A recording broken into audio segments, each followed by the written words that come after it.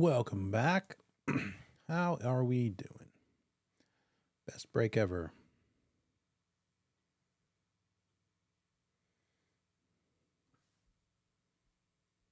Come on back and join us.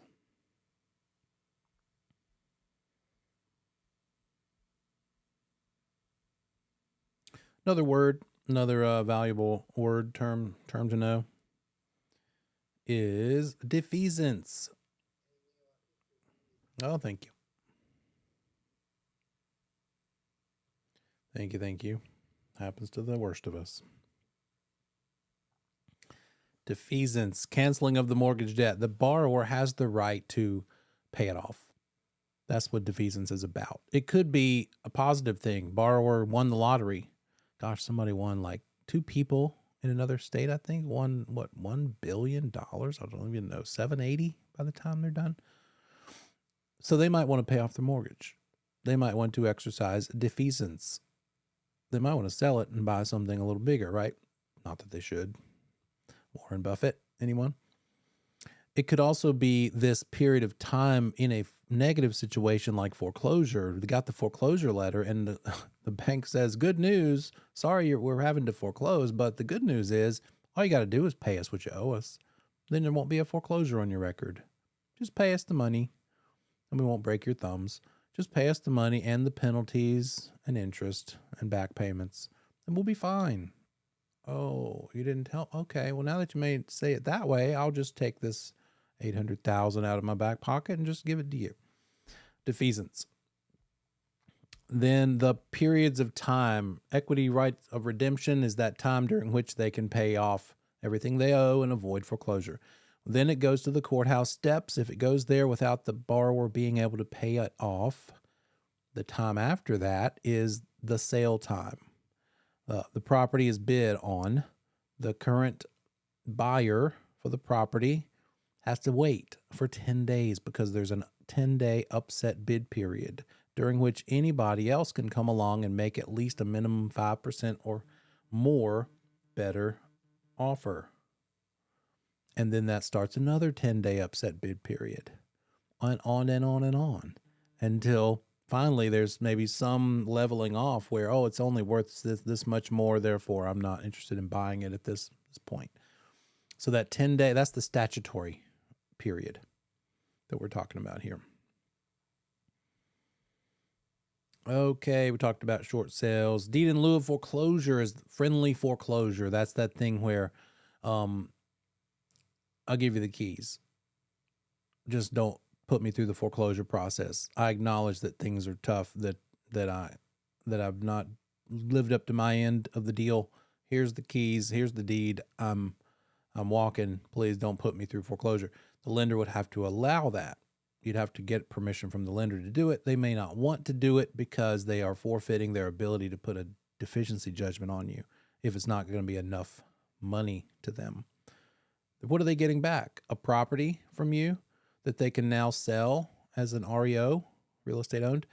Is it worth enough for it to be worth them being happy with just getting the property? May not be worth enough. Might be a time in the market where the values are down and they're like, that's not going to do it. We're not happy with that. We need more in the form of a deficiency judgment. So therefore we're not going to give you a deed in lieu of foreclosure because we want to be able to put this deficiency judgment on you. Hey. Mm-hmm.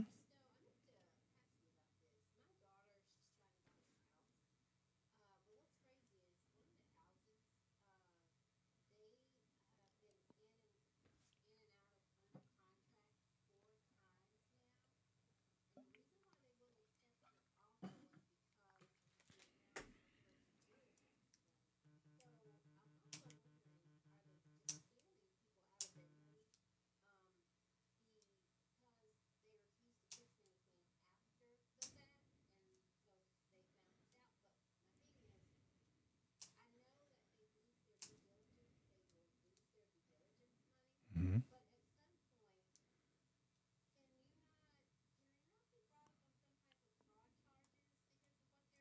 What's the fraud?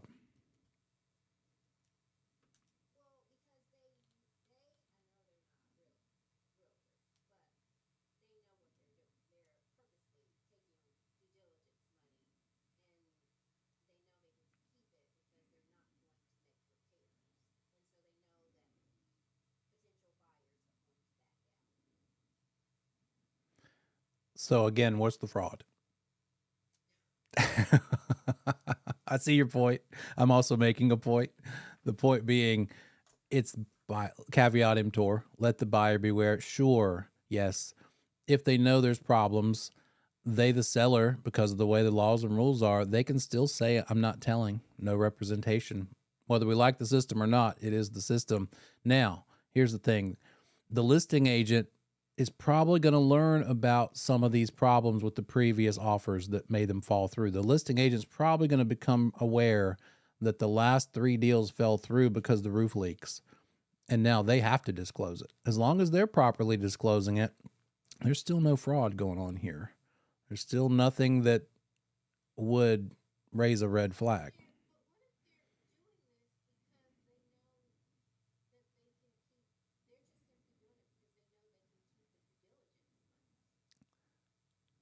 What if they are? Recourse against what? Right? It's not against the law. It's not against the rules. They can put their house on the market. They can give a buyer free and fair opportunity to try to buy it, do the research, decide to back out for any reason or no reason. And here's what it all comes down to. And here's why I was being kind of a jerk a minute ago. Sorry. It was just for fun. I meant it all in love for the sake of the lesson. But the buyer has the right to do inspections and find out what's wrong with it.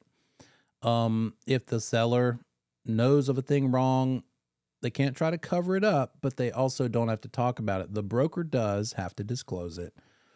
And yes, they can put it out there, and maybe their goal is to never really sell it. If it sells, great. If it doesn't, they'll collect 5 due diligence checks in a row. But with each one of those checks, the buyer knew exactly what the deal was. The contract is written such that it is as is. That's what I'm getting around to. The standard offer to purchase 2T contract is worded that way. Every property is as is. You are never guaranteed that the seller is going to fix something. They're not making that promise with this contract, ever, unless they put a special addendum in there saying so, or amendment. So when somebody says, I'm going to buy it as is, I know every one of them is. Now, you can still, the buyer still has the right to have inspections and negotiate and say, would you fix the leaky roof? Would you fix the mold? And the seller still has the right to say no. But that is just the privilege of this strong, lopsided seller's market we're in. The privilege to the seller. It's not, doesn't seem fair. It just happens to be in their benefit. I don't know what there could be done, what could be done to make it more of a level playing field besides just more inventory so that the sellers aren't winning right quite so much, so that it's like buyers have more of a choice of other things. It's just the side notes, the ramification of a lopsided market. Now, side note, what if it were the opposite? What if, was it your daughter and son-in-law? What if they were buying in a buyer's market? Now the sellers are like begging, please, please pick mine. Please pick me. Pick me, choose me, Meredith Grey, right? Sorry that I know that. My wife watches it. I hate that scene. Anyway, please pick me. Well, okay, we'll pick you as a buyer, but there's so few of us buyers and there's so many of you sellers that we're going to insist that you come down by 20% off your asking price.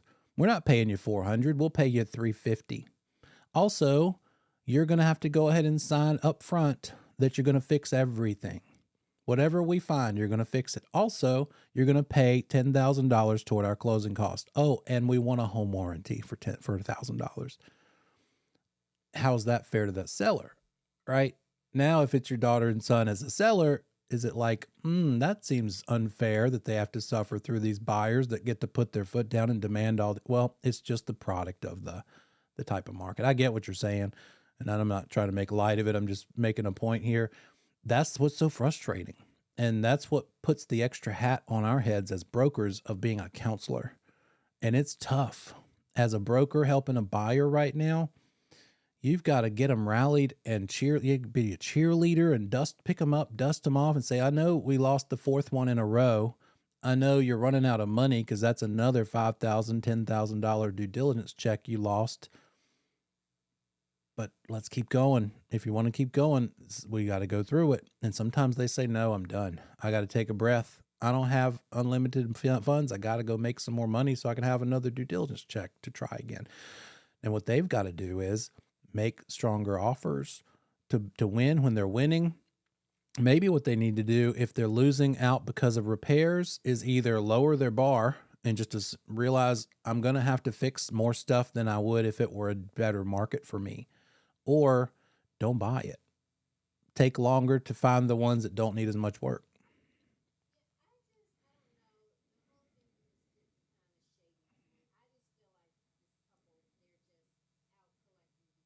They probably are.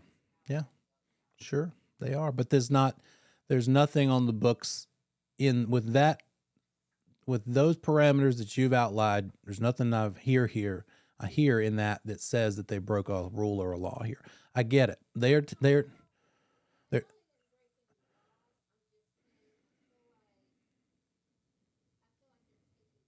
they are. Mm-hmm. They are. They are totally taking advantage. Yep. They sure are. You're welcome. And I ask it in every CE class just to find out what other agents are running into.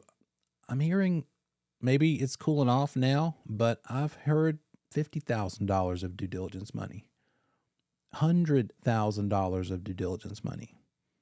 Basically, you're telling the seller, you're not going to have to fix anything because I'm probably not walking away from 6 figures of due diligence money. But that is just the nature of the market we're in right now. And it is shifting. It's not quite as lopsided as it was. Sellers are taking a little longer. The days on the market are no longer in minutes. They're more in the double-digit days again, which is kind of heading in the stable, balanced direction. Don't know how long it's going to take before it's truly balanced again. Equally as fair to buyers as sellers. But yeah, you make a good point. It is absolutely lopsided. They may not even care if they ever sell, and they're just banking due diligence monies. Yeah. Mm-hmm. Mm-hmm. Mm-hmm. Yeah. And people are doing that. Yeah, I've heard stories of people getting one due diligence check on one failed offer and just staying there and paying off their mortgage. Yeah. Yep. It always benefits somebody, one or the other. And then but what it comes back to is, what does that mean for us brokers? Just be a sharp, savvy enough broker that you can help your client get the thing that they need that benefits them. And it's not about you win, they lose. It's about, what do we care about? What do they care about? Maybe we can find something that allows for mostly both and compromise in a way that they get what they want for the most part and your people get what they want. But yeah, brings up a good point back to 9 and 10, chapters 9 and 10. There's no financing contingency. If you can't get the loan, you still lose your earnest money if it's after the due diligence period that you backed out because you couldn't get your loan. If you can't get your loan, if you don't get approved, you still lose the earnest money if you have to back out because of that, if you're backing out outside of the due diligence period. And then it's as is. Seller doesn't have to fix anything. Now, there is a local pretty big home inspector that started doing what he called, I think, pre-inspections.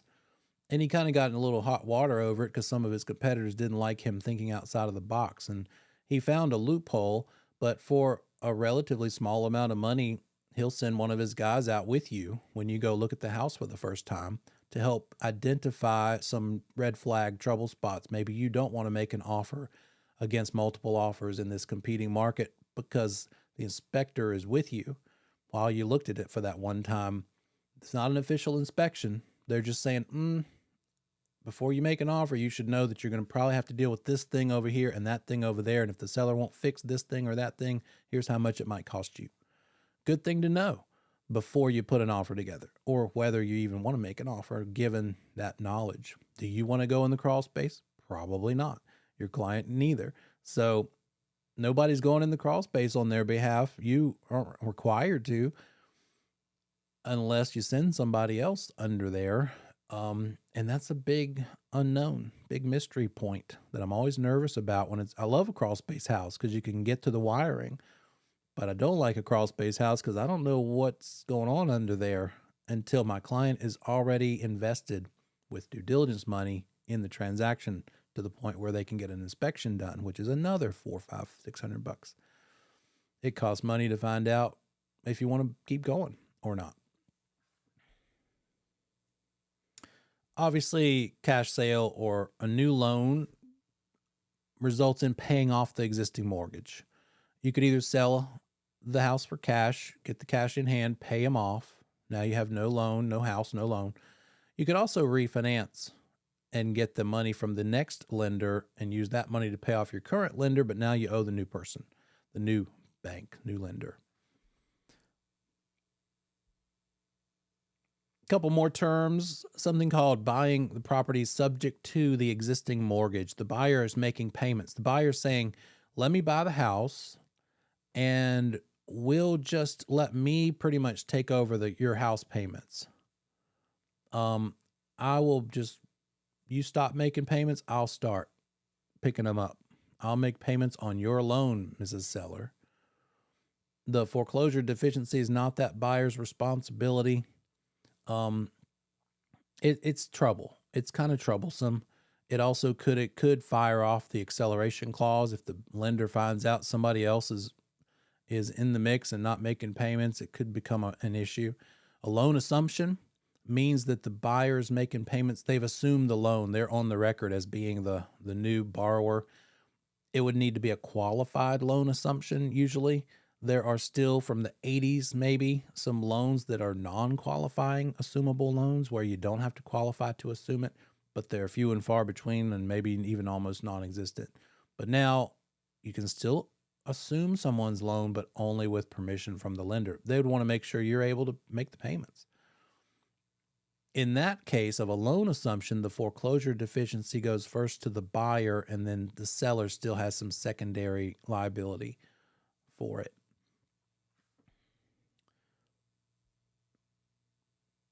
And again, both of these things could result in that due on sale clause kicking in and requiring it to be paid off. Let's do a little recap here. Real property tax rate stated as 9 mils. 9 mils would convert into what decimal? How do we convert 9 mils into a decimal number? What do we divide 9 mils by to come up with the decimal version? Yeah, good job. What happens? What does it look like when we divide that by 1,000?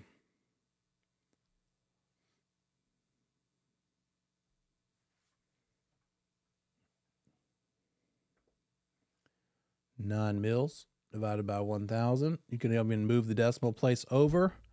It's going to be 2 zeros. Yeah, good job. 2 zeros, 0.009 looks like this. If you want to use the T formula, the circle formula, the 9 mils on top, divide it by 1,000, gives you 0.009. Mils is divided by 1,000. When it's the other kind of tax rate called dollars per hundred, that's easy. Per hundred divided by 100. That's the one you can use the percent sign for in the calculator. You can't use the percent sign in the mil type problem because there's no divide by 1,000 button on your calculator. It's not the percent button. That's divided by 100. Real property tax stated as 90 cents per hundred of assessed value would be what? Decimal multiplier. Now we've got dollars per hundred. 90 cents per hundred. What are we dividing 0.9 by?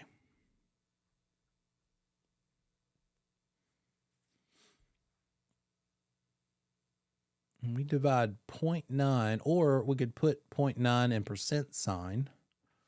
It'll look like this. 0.9 divided by 100, and there's our 0.009. Could also go 0.9 and the percent key, and there it is too. So it's the same thing. 9 mils is the same as 90 cents per hundred. Dividing mills by 1,000, you're dividing dollars per 100 by 100. So it's D, 0.009. There's what the circle math looks like. It's really just moving the decimal point over, right? That's all you're really doing here. Up at top there, 9 mils, the phantom decimal point is after the 9. And we're moving it 3 places because there's 3 zeros in 1,000. 3 places to the left. 1, 2, 3, 0.009. And then the 0.9, the decimal's before the 9 because it's 90 cents per 100 on that bottom one. But we're only moving it over 2 zeros because there's 2 zeros in 100. So 2 spaces over is, again, 0.009. If none of that made any sense, ignore what I just said. Just do the system you're comfortable doing. Don't let me confuse you. You don't need to know every way to do something or every way to think about it. Pick the one that works and sounds best to you. Roll with it. The provision in an executory contract. Okay, stop. What are we talking about? What phase in the process are we in if it is an executory contract? What phase are we in?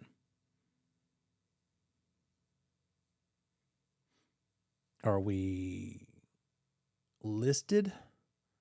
Are we under contract, or are we closed? Danita's got a good hint. Still stuff to do. We are under contract. An executory contract still got some stuff to do. You don't have your money yet because we're not at the closing table. We're not past that. So provision in an executory contract, the under contract period, that requires the performance of an action before the contract is executed, closed, is called what? Something that has to be done in order to close. This contract is blank upon the following thing happening. Yeah, you got it. It's contingent upon something happening. It might be contingent on the buyer's existing house getting sold so that they can get their proceeds, so that they can use those proceeds from that sale to buy the one that you're the listing agent of. Good job. A buyer and seller reach an oral agreement for the purchase of the seller's home. Buyer submits a written offer with the agreed upon terms. The seller dies before signing the written offer. Which of the following is true? Seller's estate must honor the written offer. The written offer is terminated because the seller didn't sign. Buyer and seller are under contract because they created an oral contract. Buyer's offer was terminated because no money has changed hands. Best answer out of these. Well, there's a written offer. Seller died before signing the written offer. Writing is what counts. The money does not matter and dictate whether it is under contract or not. The money, if it has been signed, accepted, and communicated, the money needs to go to the other party. But if the one writing the check chose to change their mind and keep the money, now you, the broker, would have to honor that. Give it back to them. Your buyer just handed you the due diligence check and you're walking to your car and your buyer says, no, wait, I changed my mind. And you're like, what? Give me back that check. But we're under contract. I've communicated it. You're going to have problems. The seller's going to be mad at you. They're going to maybe even take you to court to get this check because you were required to give it to them. I don't care. I'll deal with that later. You're not the enforcer. Give me the check now. You have to honor that. Give them the check.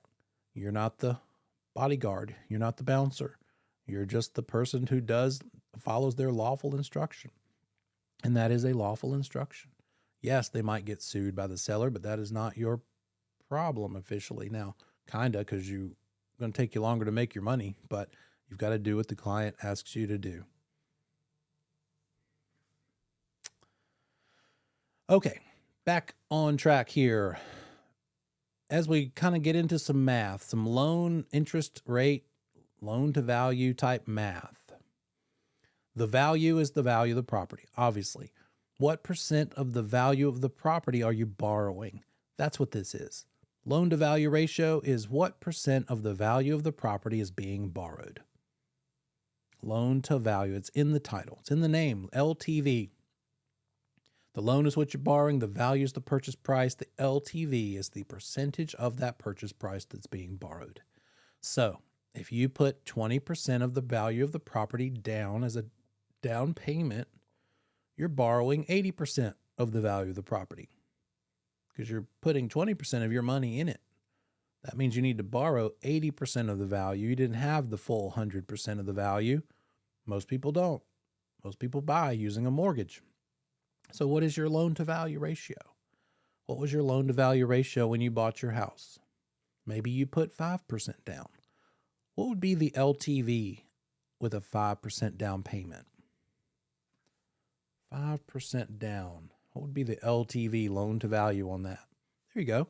Basically, take that number of the down payment, subtract it from the number 100, and that is the LTV. Because 100% is the full percentage, full value of that sale price, right? If you put 5% down, then the LTV is what's left. You have a 95% LTV. That's what's being borrowed. That's your loan amount. We're going to throw all these terms around in the next few minutes. Loan amount, amount borrowed, LTV. And it all comes down to this. The difference between down payment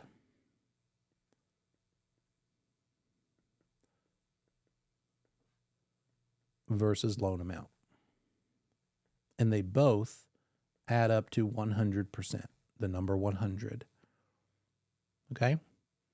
So if your loan to value ratio is 95% and the sale price of the house is $100,000, what is the loan amount in dollars?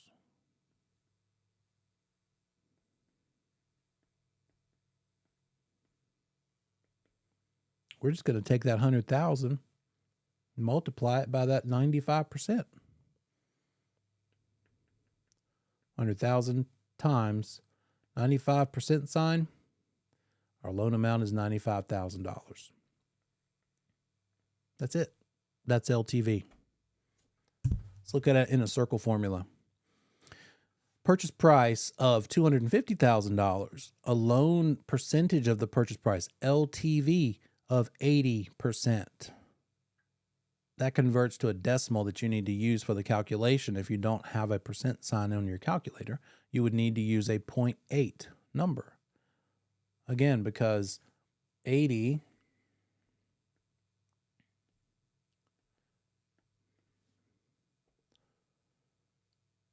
80% is an understood decimal right here, and we're bumping it over 2 places. So that's the same thing as 0.8. 80% sign, 0.8. So we take 80% of that $250,000 purchase price, and that gives us the amount of the loan, the amount we're borrowing of $200,000. Okay, good. Another way you could see LTV written is as this /80/20 and 80/20 LTV. It all amounts to the same thing. We're just talking about percent. Just talking about the percentage of the value of the purchase price. So there is a circle formula. Let's put our value on the bottom, multiply it by the 80%, gives us the loan amount on top in dollars. Remember the guidelines for the circle formula. It's going to be a rate on the bottom on one side. Also on the bottom is the larger of the two numbers, and then the smaller of the two numbers is up top, probably. Unless that rate is like a 1 point something, but don't worry about that. Okay, now loan factor math. Don't fret about the loan factor. It's just another way of thinking about a thing. So let's look at your book.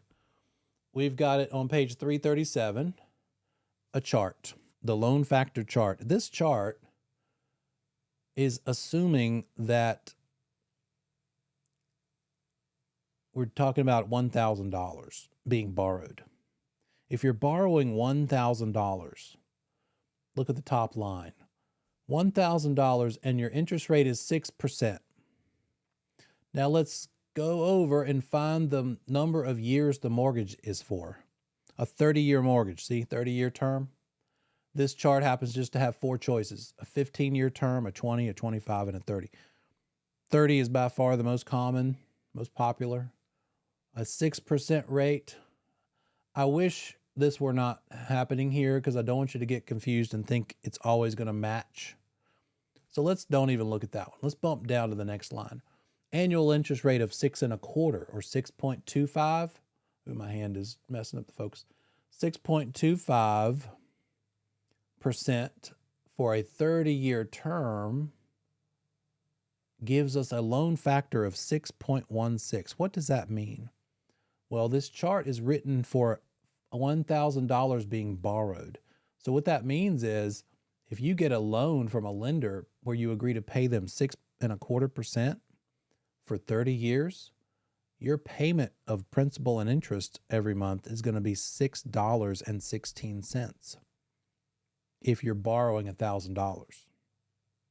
You with me? Because this whole chart is written in increments of 1,000. So don't worry about what house am I getting for 1,000. We'll deal with that part later. Second step. First step, though, understanding the relationship. Yeah, go ahead. 337. The relationship of the rate to the duration of the loan is what you're learning from this chart. So what if it were a 7% interest rate that you're getting on your loan and a 20-year loan? What factor would we use? What factor is appropriate on this chart or given on this chart for a 7% interest rate, 20-year loan? We're just moving our way across the line. Boom.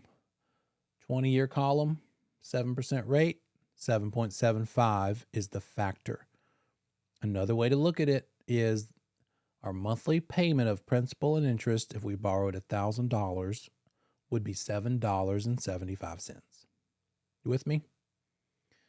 But you're not going to have a loan of $1,000 probably. You're not living in a house that you're only borrowing $1,000 to own. It's probably going to be, let's just say 100 of them. $100,000 loan amount. How many thousands, how many blocks of 1,000 are in $100,000?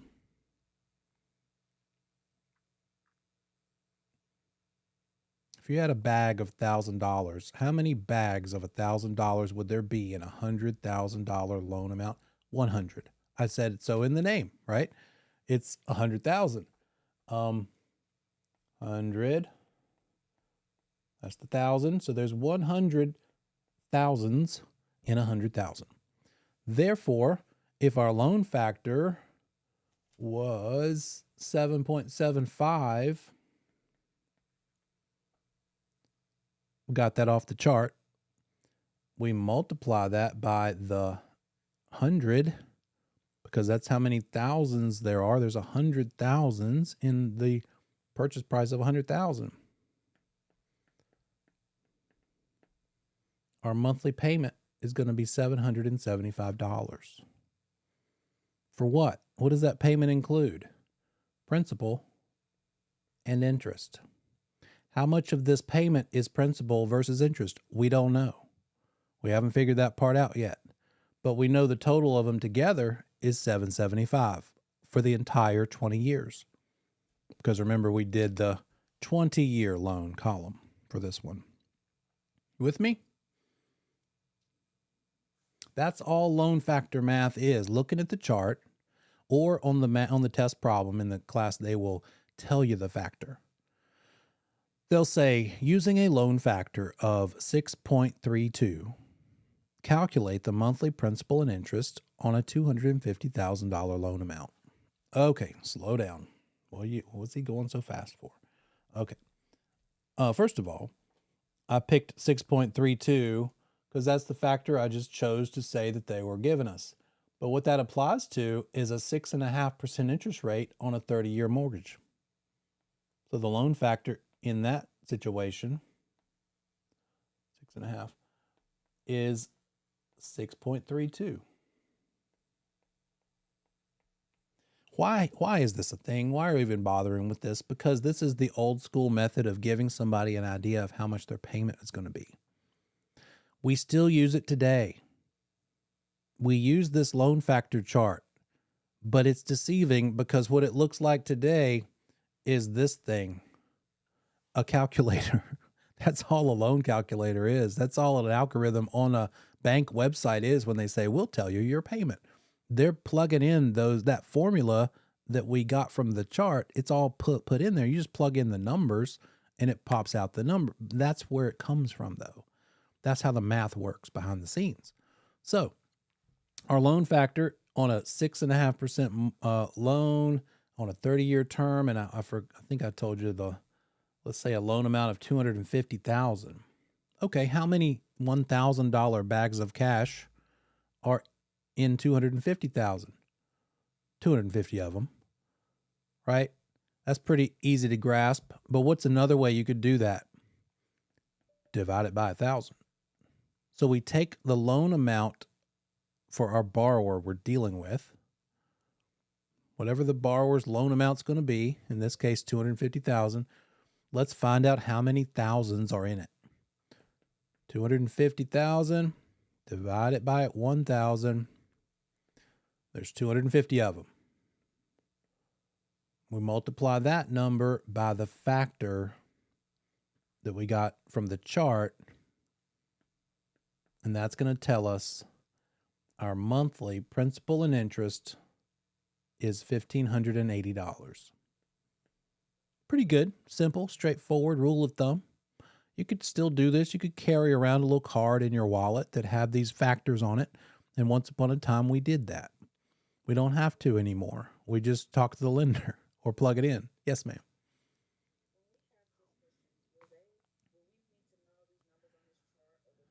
Oh, they'll give them to you. You don't have to memorize the chart. Good question.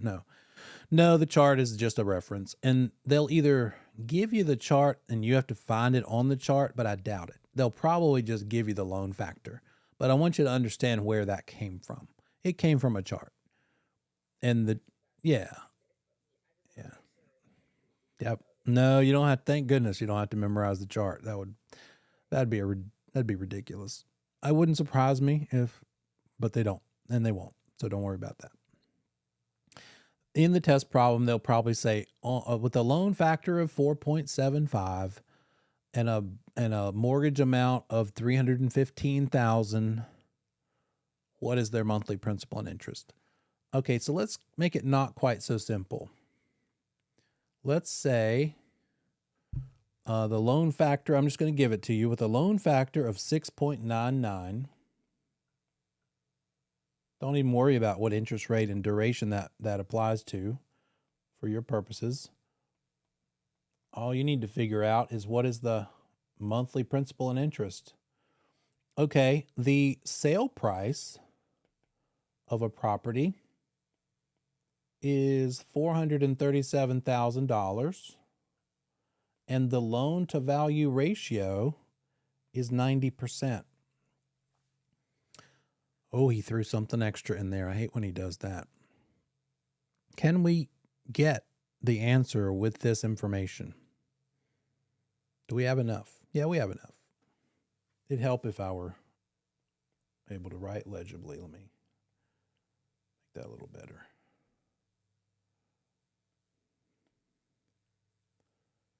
Sale price, $437,000. Loan to value ratio, what you're borrowing, the loan amount, 90% of that. Okay, $437,000 times 90% means the loan amount is $393,300. Oh, now it's not quite as easy to just use our mental math to figure out the number we need to multiply. Okay, now it's going to be helpful to divide that number by 1,000. Okay, so 393.3. Why are we dividing it by 1,000? Because the chart is given in increments of 1,000. And if we're going to use a factor out of that chart, we need to use a number that is in the increments of 1,000. There are 393.3 bags of $1,000, right? And we're going to multiply that. Let me do it this way so that we can conveniently make it look good in the circle formula. I'm going to multiply that by the factor that is given in the problem of 6.99. Bunch of weird odd numbers here. Now we're thankful for the little three-step system to solve this thing. 393.3 times 6.99 gives us a monthly principal and interest payment of $27.49 and 17 cents. Right? Not bad.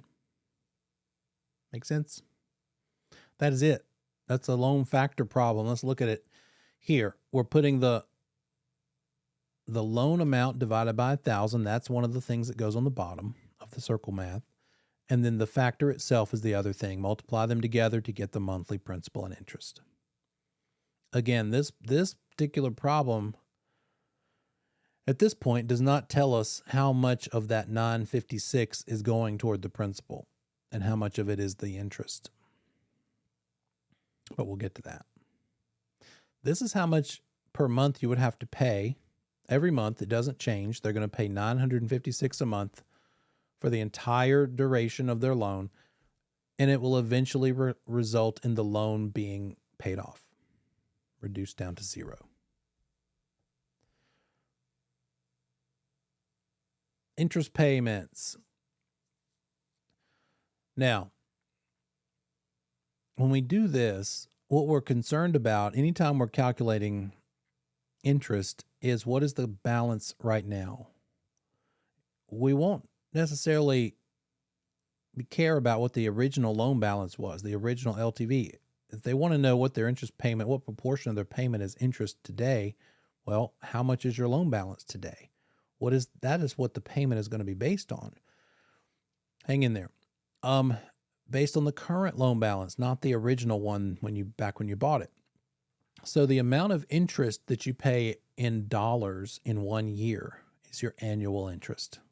Groundbreaking. I'm sure you're mesmerized by my brilliant statement. Annual interest in dollars is what is there on the top. The amount of the current loan right now is one of the things on the bottom. That's the balance due. And then the interest rate on which you're paying. What'd they give you? Oh, they gave you 4%. Here's what it looks like. How do we calculate the amount of interest that you pay in a year? We're doing it by calculating simple interest. Don't worry about compound interest if you're familiar with that term. So it's just simply the loan balance today, right now, times the interest rate that you have multiplied together. When you multiply $200,000 by 4%, it gives you $8,000. That means in 1 year, how much interest are you paying? $8,000. In 1 year, you paid your lender $8,000 for the privilege of borrowing the $200,000. Right?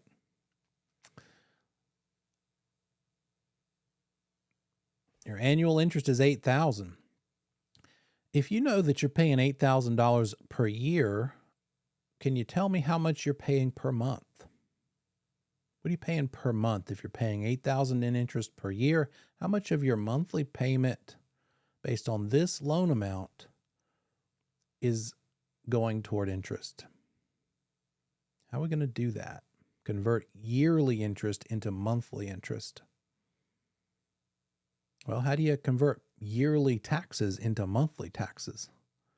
Same thing, right? Divide by 12. Simple, right? Take that $8,000 annual interest that we know you're having to pay based on a loan balance of $200,000, divide it by 12. So in that month's payment, $667 of the payment was going toward interest. How much was the payment total for P&I? Remember, it was $956. So out of your total payment of $956 for principal and interest, subtract out the portion of it that is only principal, $667. And so with that one payment of $956, out of that payment, you paid your principal loan amount that you owed down by $289. See the proportion? Obviously, we're in the earlier stages of the loan because more of it is going to interest than to principal. We okay? All right. Here's what the circle looks like. Annual interest. Now, here's what's happening. We just calculated all of that based on a $200,000 loan amount. But we also just discovered that we paid down that loan amount by $289. So on month 2, we're not having to calculate interest on $200,000 anymore because we don't owe that anymore. We only owe $199,711 there on the right. Whatever $200,000 minus $289 is. So for calculating the amount of interest in your payment, how much is going toward interest on your payment in month 2? This is how we do it. We do it the same way we just did it, except instead of $200,000, we're going to use the new loan amount, the new lower one. It's lower by $289. So it's only same steps, but now we're going to say $199,711 times the interest rate of 4%, annual interest amount of $79.88. And then what was the next step? So how much is annual $79.88 per month? Divided by 12. Hang in there. If you're like overwhelmed, it's the first time we're doing it, so it's normal. It'll make more sense the more we do it. We take that $79.88 and then we'll take our break. Divide by 12, that means this second month's payment of $956, out of that $956 payment, $665 of it is going toward interest. A little bit less. How much was the other one? It was $667 on the first month's payment. $667 of the first month's payment was going toward interest. This time around, it is $665. Congratulations, $2. You're getting there. Just hang in. Now we take the total amount, which never changes. The $956 per month is always $956. Fixed rate, fully amortized, principal and interest payment, $956.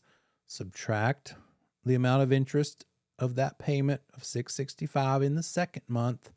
That means our principal is going down by $291 this time. Now, what's our new loan amount? The last one, $199,711 minus this one, $291. Our current loan balance after making 2 payments 2 months in a row is $199,429. You might have to do this. I doubt they will ask you for 3 months. The way they would word this problem is, what is your loan balance after the first month's payment?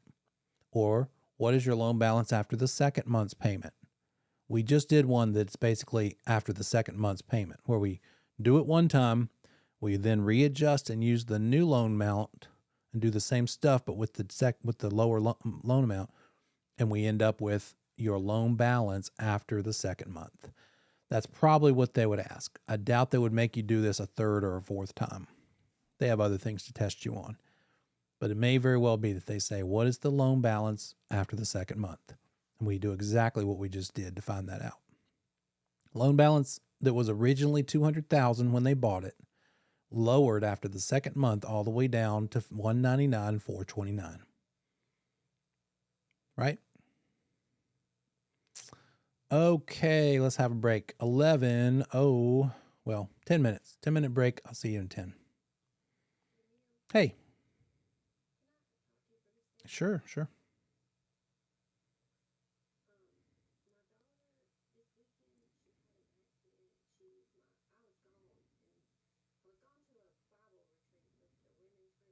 Mm-hmm.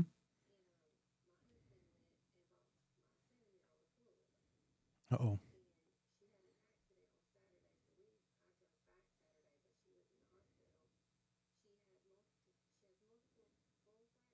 Oh, man.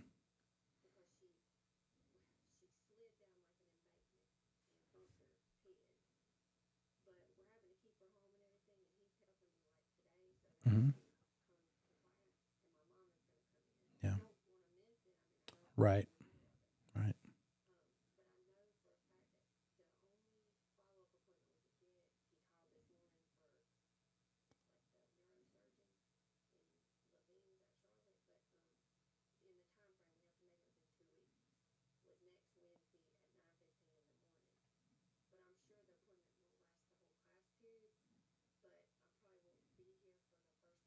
Okay.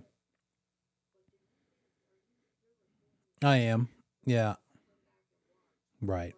I think I still owe you maybe one or two, but I am posting them all. I'll get them all up. So I'll have it there for you. Okay.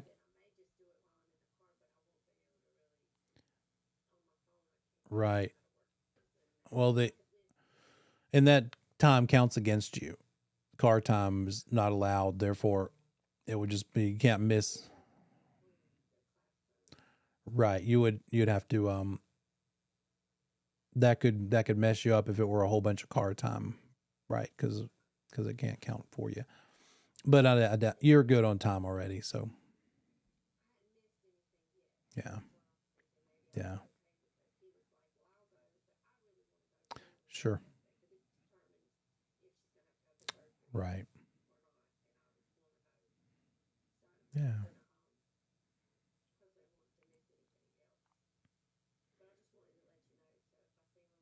No, yeah. Yeah, I get it. Well, I hope it all works out. Nice and smooth, fast recovery. Mhm.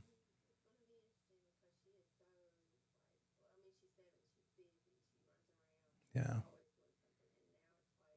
She's got to stay still. Yeah. Right. Right.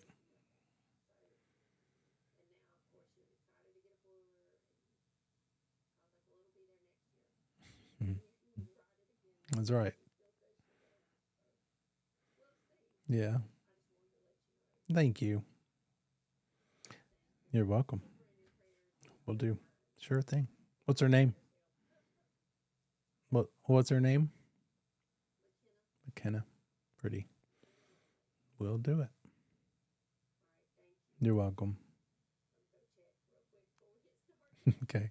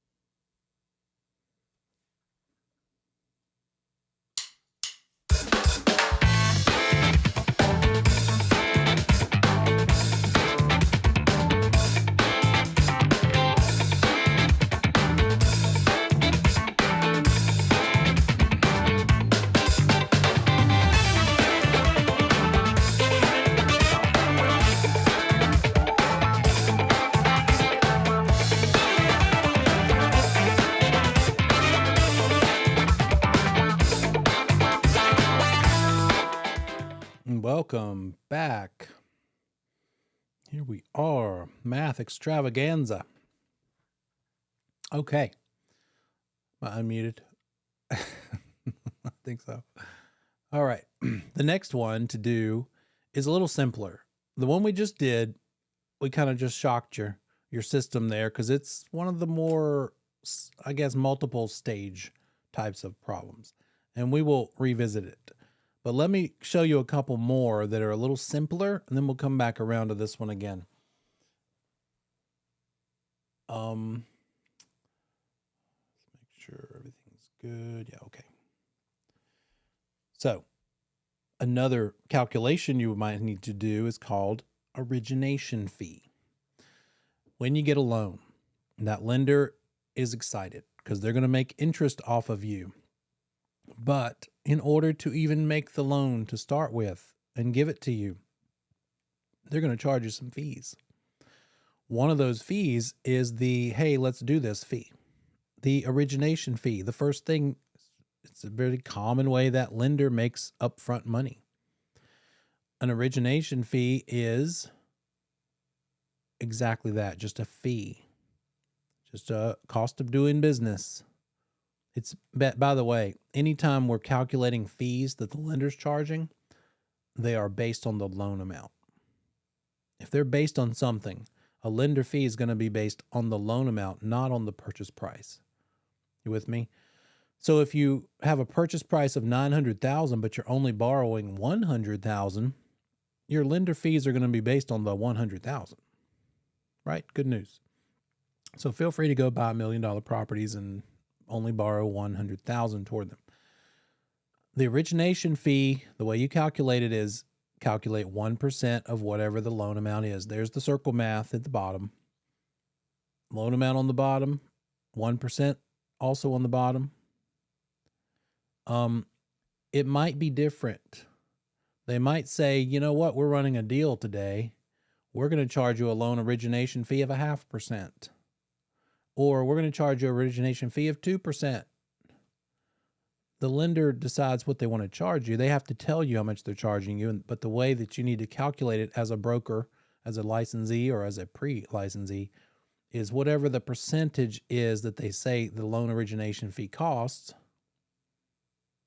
multiply it by the loan amount. In this case, the lender's going to charge 1% loan origination fee.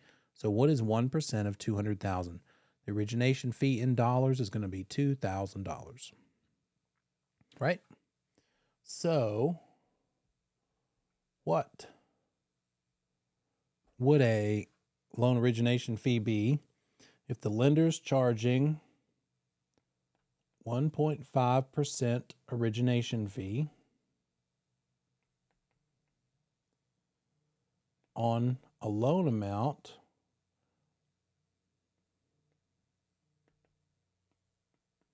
that we don't know yet? Because what we do know is the sale price is $357,000 and the loan to value ratio is 80%. So what is the origination fee in dollars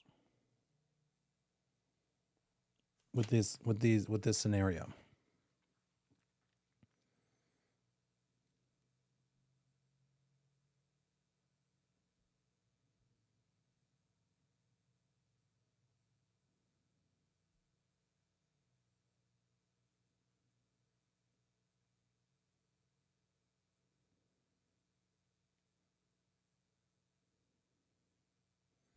We take our 357, times it by 80%.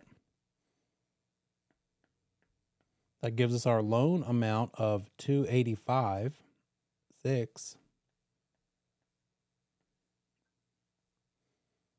Multiply it by 1.5%.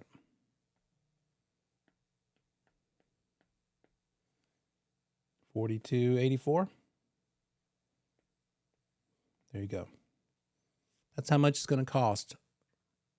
That's how much the lender's charging for an origination fee. One of several fees, by the way. It's just straight up fee. It's what they charge. It's one of the ways they make some money up front. And then they're also going to make money on your monthly payment over the course of the loan. What if what if the interest rate is currently 7%? The rate is currently 7%. And when you calculate your payment based on the 7% rate, it's a payment you can't afford. Let's say your payment on a 7% rate is $2,100 a month, and that's just more than you can afford. What you can afford is $1,900 a month. So 21 is not going to work for your affordability, for your budget. In order to make a $1,900 payment work, we need to lower this 7% rate. I'm not sure by how much, but it can't be 7. What if you could get the interest rate down to, let's say, 6.5%? Well, that's going to affect the payment and give you that lower monthly payment you need to afford it. But the house is still worth what it's worth, and you still have what you have for a down payment. The only thing you can do anything about and lower is the interest rate, because good news, your grandparents gave you a gift. They gave you $6,000. And with that, some of that money, or maybe all of that money, you can go ahead and pay the lender up front at closing an amount of money called discount points. You're paying the lender discount points at closing in exchange for them letting you only pay your mortgage based on 6.5 instead of 7. That's what discount points are. They're not in every transaction. They're not in every single loan because you may not need them. You may be okay with a 7% rate and the payment that creates.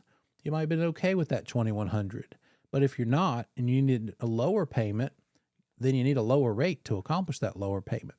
If everything else stays the same, price, down payment, therefore loan amount being borrowed. So the only thing you can manipulate is the rate, and thankfully you've got some money to work with to go ahead and give that lender discount points. What's another word for discount points? Write this one down in your notes. When you see discount points, think prepaid interest. Discount points is the same as prepaid interest. Instead of making them wait, they're also still going to make that interest with every payment over the years, but you're giving them a chunk of money up front in order to make them agree to accept a lower interest rate from you for all those payments to come. As long as you give them a chunk of money to buy that rate down by buying discount points, you're paying them prepaid interest. Also, another word for both of these things is yield. Write that one down too. Lender yield. In other words, the lender is yielding it. The lender's making it. We're giving it to them. They're making this money. So you might see the test problem refer to it as lender yield. When you're paying them discount points so that they let you have a lower rate, you're buying your rate down, you are giving them upfront prepaid interest, which is resulting in a higher yield in their pocket, right? They're making more money up front. Here's what it looks like. It's prepaid interest. Now, this is a hard and fast rule that we were going to rely on, at least in this class. How much does it cost to lower the interest rate? We'll worry about how much we're lowering the rate later. But how much does one discount point cost? It costs 1% of the loan amount. It depends, in other words. It depends on how much you're borrowing. The dollars that it costs depends on how many dollars you're borrowing. So if the test question is the seller has decided to pay one discount point toward the buyer because maybe the seller's feeling nice.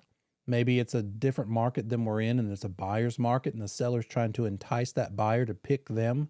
Maybe that's an incentive we advertise with when we're listing it.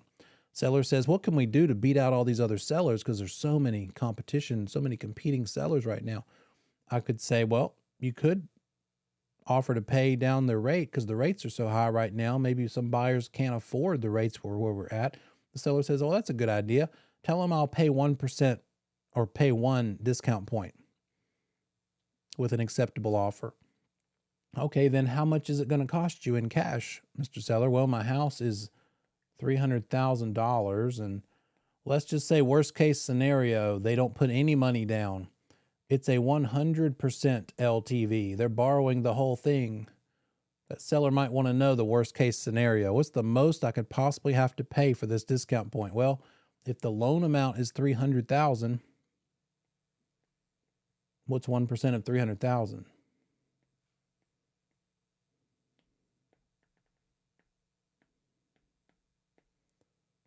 That seller, in this case, would be saying to the buyer, I'll give you $3,000 that you can use to buy your interest rate down.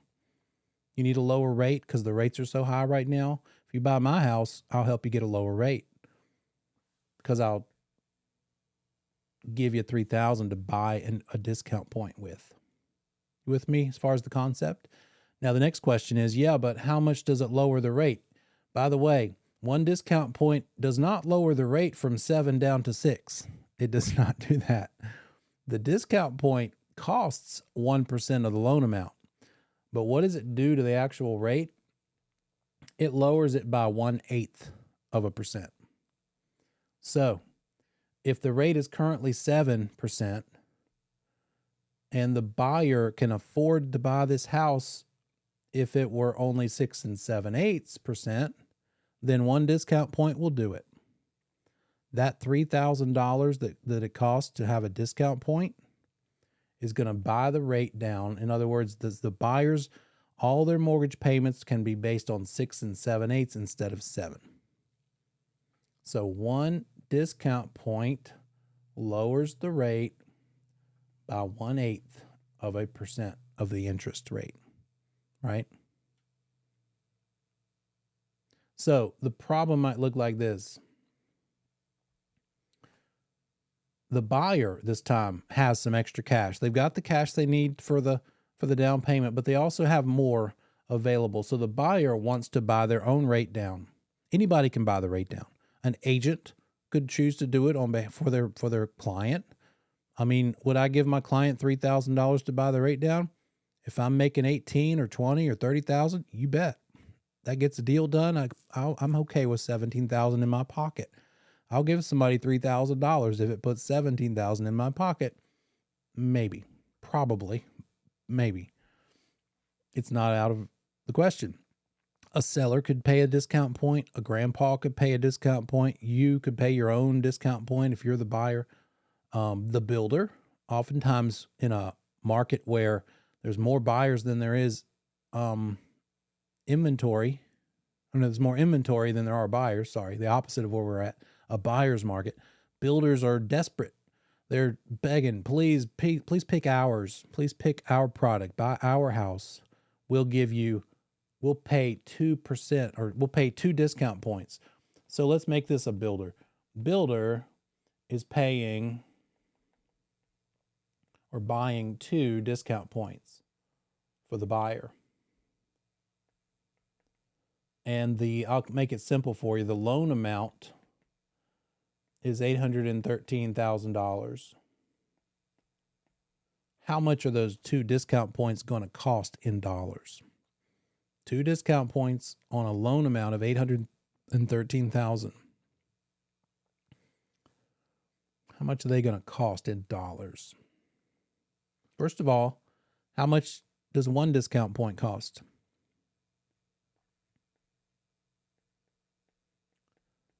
Cost 1% of the loan amount. So 2 discount points is going to cost 2% of the loan amount. That's pretty easy math. So we need to calculate whatever 2% of 813,000 is. So those 2 discount points are going to cost that builder $16,260. Right? Key points here. Make sure that you're basing it on the loan amount, not the sale price. It's easy to mix that up. Make sure that anytime you're calculating lender fees, lender related things, it's always based on the loan amount, because that's what they have in the game. That's their skin in the game. They don't care about the purchase price when calculating their fees. They're going to charge people based on what the person's borrowing. And however many discount points there are is what percent of the loan amount it is. Pretty straightforward math. Now, if the problem is saying this,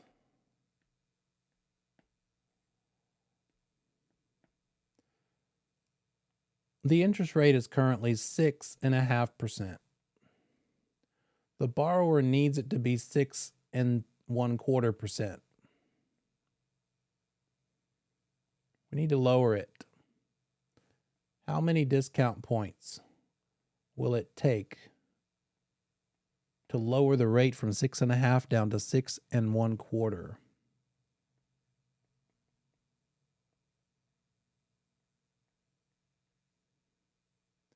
Well, we know that one discount point, if we pay one discount point, it lowers the rate by 1/8%. So how many 1/8 are between these two numbers? Well, what is 6.5 minus 6.25? It's 1/4, isn't it? And how many 8s are in 1/4? Oh my gosh, I thought I was done with cooking with quarter cups and eighth cups. 2 1/8s are in 1/4. Therefore, we need 2 discount points to buy that rate down.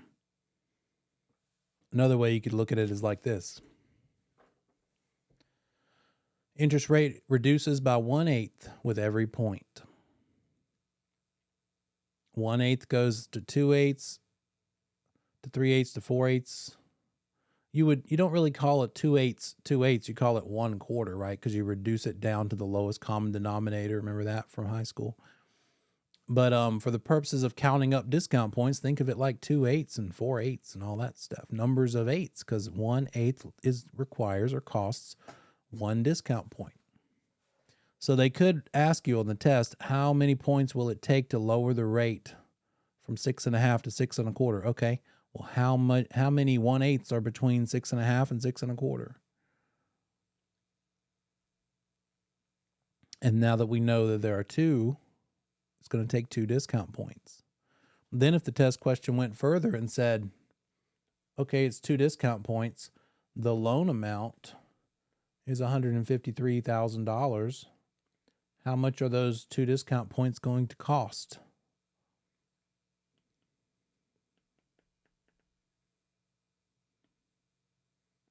$2 of $153. They're going to cost a total of $3,060. So you could see 2 different kind of calculation questions coming out of this particular topic.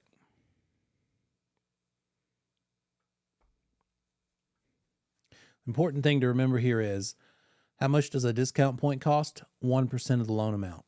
How much does it lower the rate by? Not 1%, only 1/8%. Right? So, $350,000 loan amount.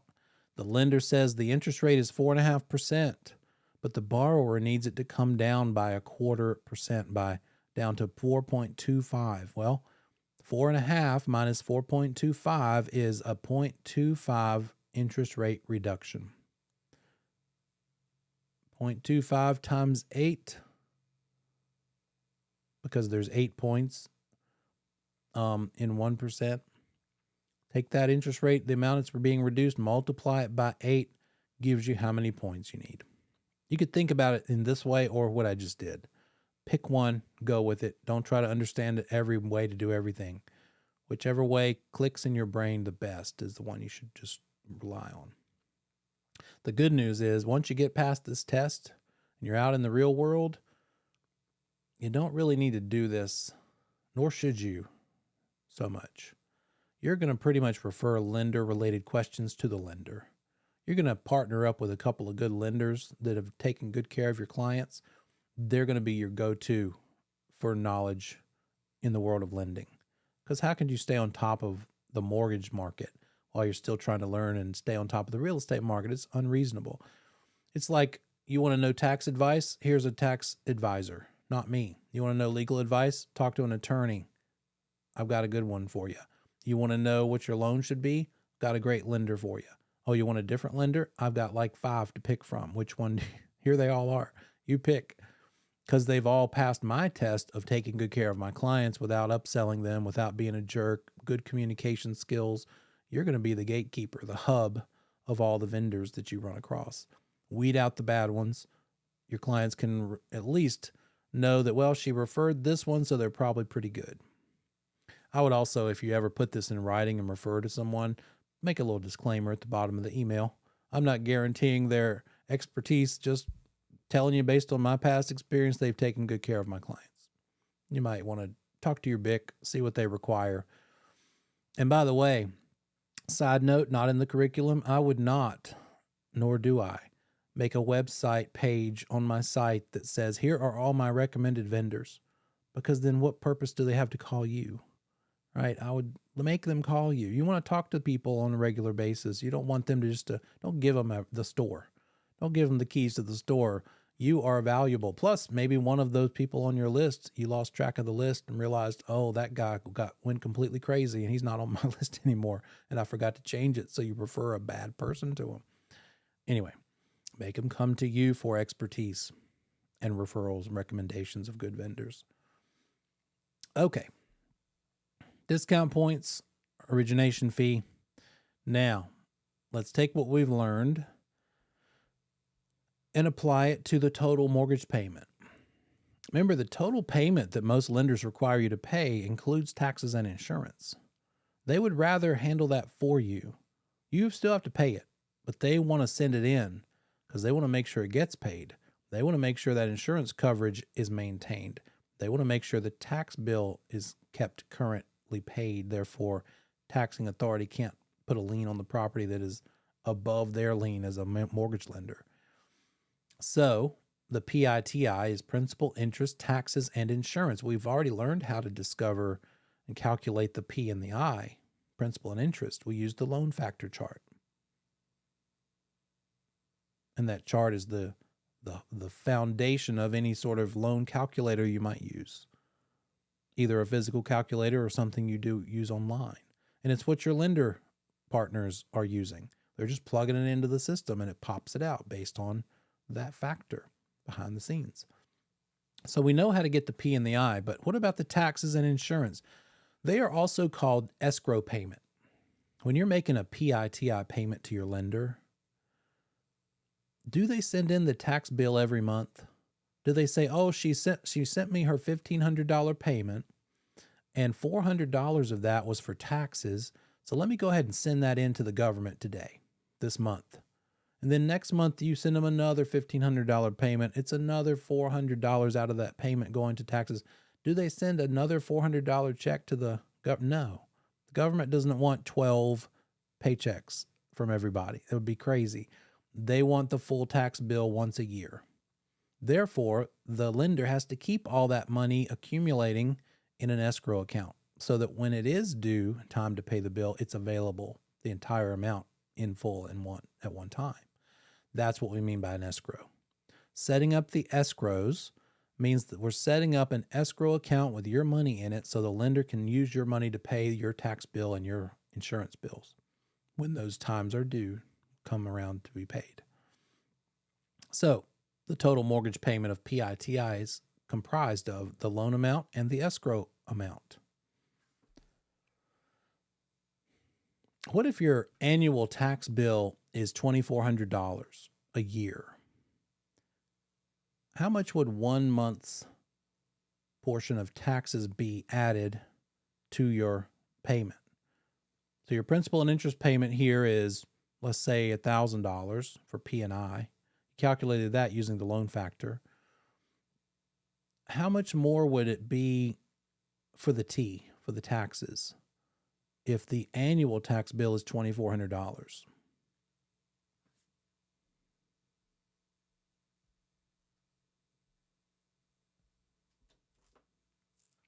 Simple math, right? The annual taxes that we know how to calculate, by the way, one of the first things we did. Annual taxes is $2,400. Just divide it by 12 because that's the annual. Need to divide it by 12. That gives us the monthly. So that $1,000 for P and I, we're going to add 200 to it. And now we have P and I and T. And now let's talk about the insurance. The I in PITI, let's just say the annual insurance premium is $850. Make some room here.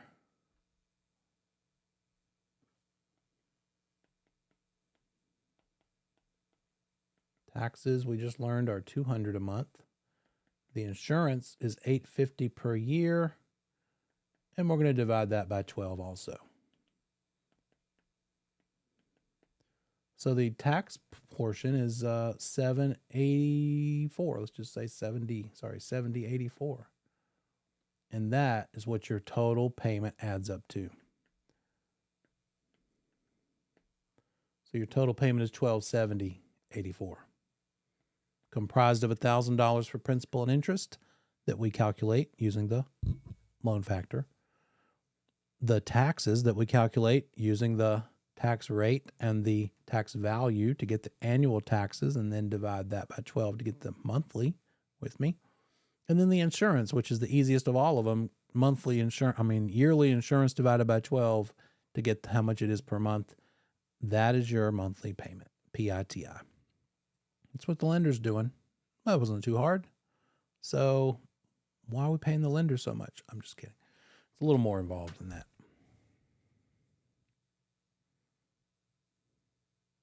Some other math that you need to know how to do is to figure out, is that lender even going to give the borrower a loan to begin with? So, qualifying ratios. Oh boy. Do you think the lender cares that you have an $800 car payment? You bet. Do you think they care that you have $500 of credit card bills that you pay every month? Like your recurring credit card payment, $500, $400, $600, you just can't stop shopping. Your credit card keeps being in the hundreds. So let's look at it. We've got an $800 car payment. By the way, when I was relatively new, an agent who was really starting to hit her stride, she was like selling a lot.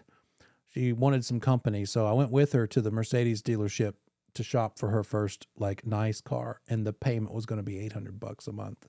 I'm like, I don't know. Even if I could, would I? I don't know. Maybe not. Depends on the car. Not for the one that she picked. I know that much. $800 car payment, $500 for credit cards every month. Student loans, oh no. We forgot about those.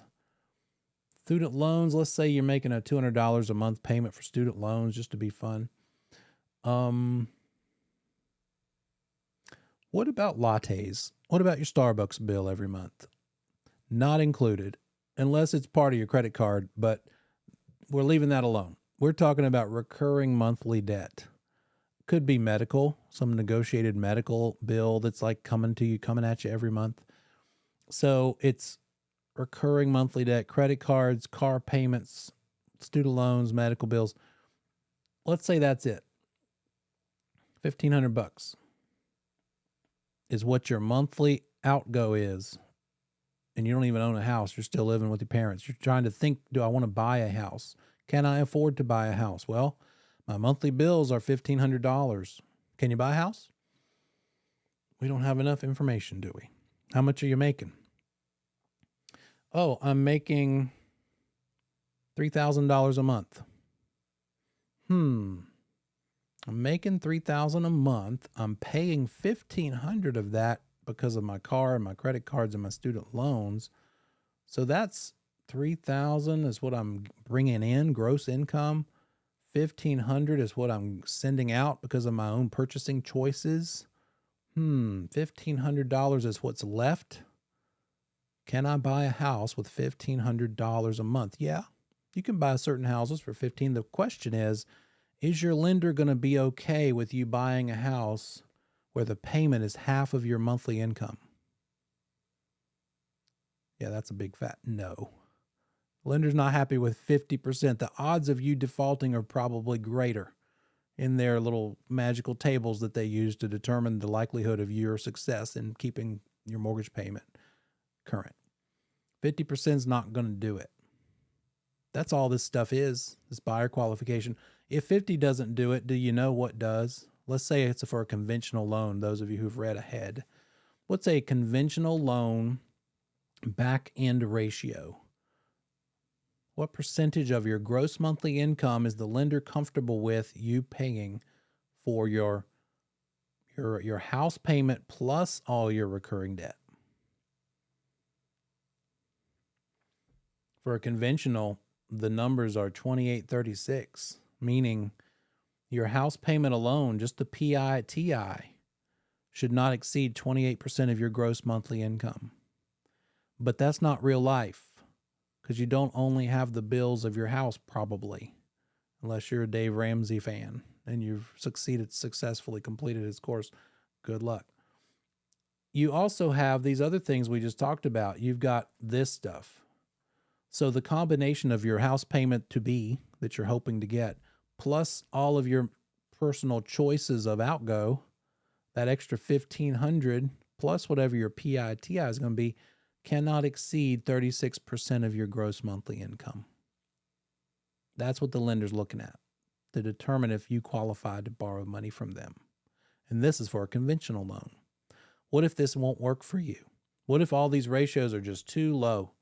Your house payment plus your recurring debt is going to exceed 36% of your monthly income. Then you're going to have to look at another loan option. These are the numbers for a conventional loan. You're going to need to look into probably an FHA loan or some other loan that allows for higher percentages of your monthly income being put toward house payment and recurring debt. Because an FHA loan, by the way, is usually around that 42% range. They'll let your monthly payment plus recurring debts add up to as much as 42% of your gross monthly income. And I had a little lady who was in her retirement years, and her retirement income added all up. She wanted to buy a new house. She wanted to buy brand new construction. So it was at a certain price point that wasn't going to budge, because we're in a market where they don't have to budge. It was like close to $300,000 she was trying to buy for this little studio, not studio, but like a little ranch retirement type house. And between what she made per month and what her payment was going to be and her other expenses, because she had a car payment, a relatively new car, a couple years old, I think her car payment was like $600. We were up to like 44%. Her future house payment on the house she wanted to buy, plus her car payment, and that was about it. I don't even think she had credit cards, was just over the allowable qualifying ratio for an FHA loan. And so we had to shop around for a while. She even considered selling that car and going down to a cheaper car payment, go from $600 car payment down to, but the problem was, how much lower does the car payment need to be to affect this ratio enough to get it below the 43% cap? It was going to be like, it needed to be $100 car payment. And it probably wasn't even worth having a car at that level that for her to depend upon. And that was a tough choice, because I didn't want this retiree lady not able to get around. Why you want to have to worry about your doctor appointment and taking an Uber to get there in time, right? Long story short, we found a credit union. They can be really good deals. We found a lender for her that would allow her to be a little higher than the standard. So the lesson here is keep looking. If the lender isn't willing to qualify your person, maybe another lender is. Maybe there's an extenuating circumstance, something that would give them a loophole to go through. So she, I think, was able to get a loan on a 44% loan to value ratio. Anyway, that's kind of how it works in the real world. Here's how it looks for your purposes. The PI and TI cannot exceed on a conventional loan 28% of your gross monthly income. So what is your gross monthly income? If you make $9,000 a month, what is 28% of that? If you're making $9,000 a month, 28% of that is $2,520. Your monthly principal and interest payment cannot exceed $2,520 if your gross monthly income is $9,000. Well, what if I make $10,000? Well, if you make $10,000 a month, 28% means that the lender will allow your house payment to be $2,800. That might be a real world scenario. Should I take the job that's not as fun but gives me more money, gives me $10,000 a month instead of $9,000? Well, I want to buy this house that costs $2,800 a month, principal and interest, taxes, insurance, and basically squeeze another almost $300 out of my budget. Then I'm going to need to make another $1,000 a month. Maybe it's a two-spouse situation. One spouse is at home. Can that spouse who's at home somehow find something to do to bring in another $1,000? And now we are able to afford almost $300 more a month in a house payment. Those are the acrobatics that you're going to be dealing with and talking to them, helping them work through. So the front end ratio is just the principal and interest, taxes, and insurance, just the house payment, basically. Front end ratio needs to be at least no more than 28% of the gross monthly income.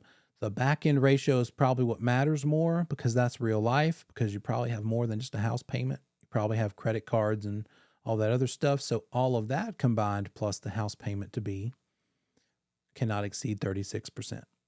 Those are the qualifying ratios for a conventional loan that you need to know. Write it in your notes. 28, 36 are the qualifying ratios for a conventional mortgage. They might vary in the real world. There might be a lender offering a conventional loan that will allow a little bit different ratios, maybe as a promotion, but for your purposes of passing this test, 28, 36. So if the test question says, what is the minimum monthly income needed for this borrower to afford the thing? If our principal, interest, taxes, and insurance are $1,500 for those, house payment, and another $700 a month for recurring expenses, the total monthly outgo in the budget is $2,200. Then $2,200 divided by the back end ratio number gives you how much they need to make.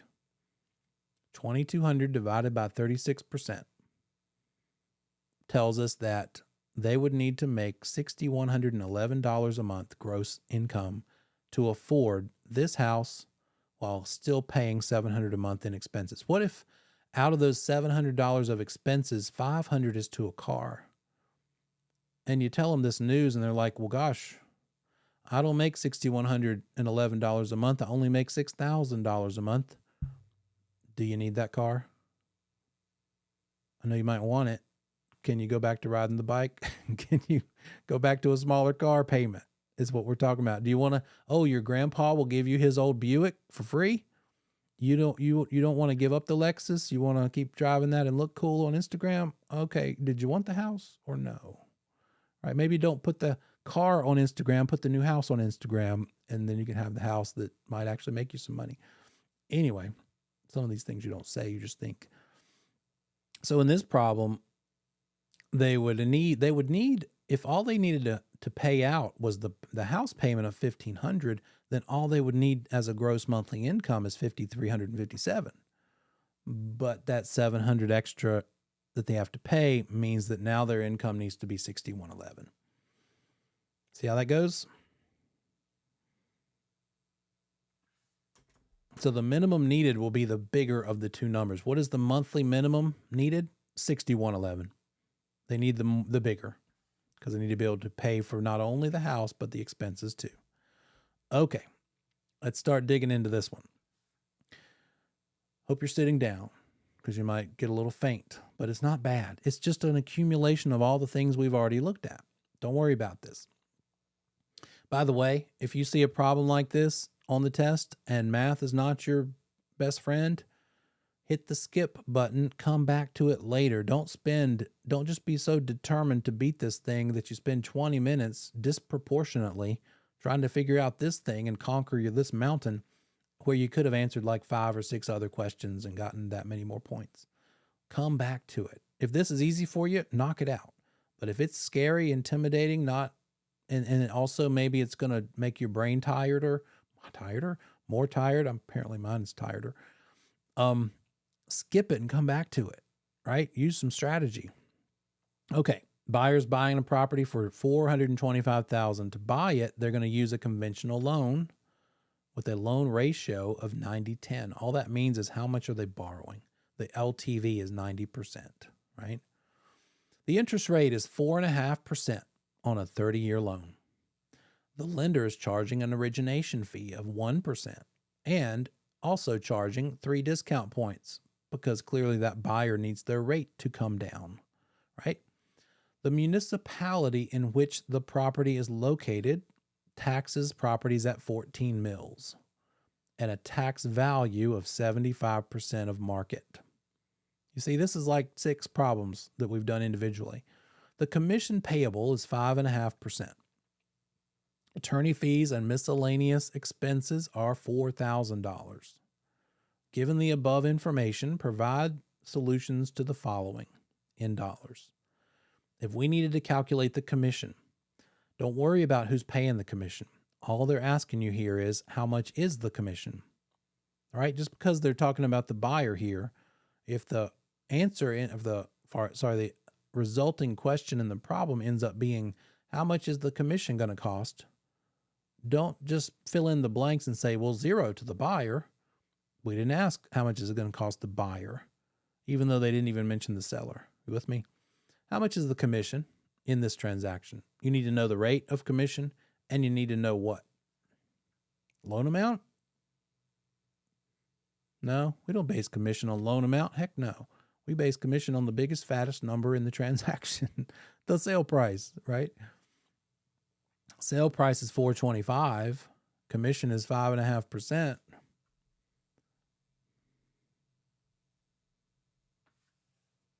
I get $23,375. Let's see if the problem gets that. Oh, look, there it is. 425 times 55. I'm sorry, 5.5%. It's $23,375. What about the second? What if instead of commission, it asks you for number 2? Tax value. What is the tax value based on all of this information? There's a lot of stuff here that you don't need in order to calculate tax value. So what do you need?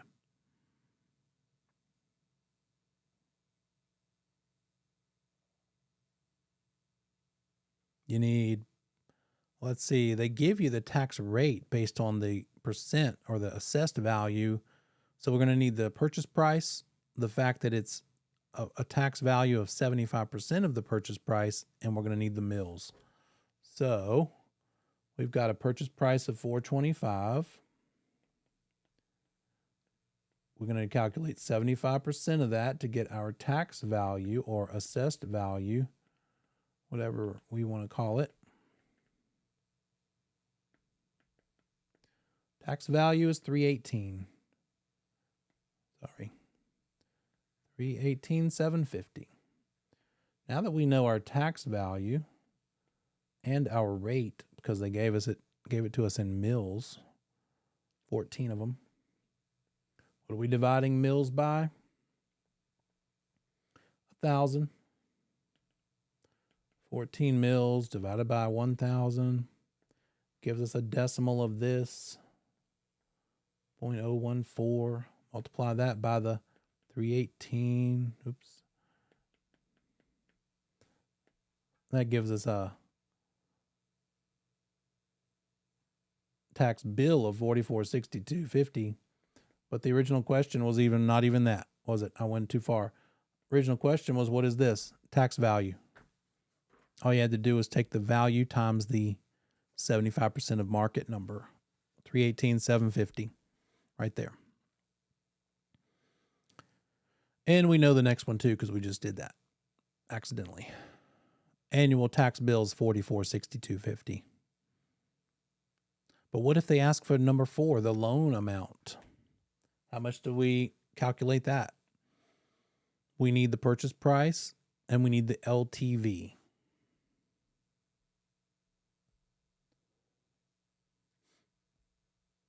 Purchase price is $425. What's the LTV? 90% of that.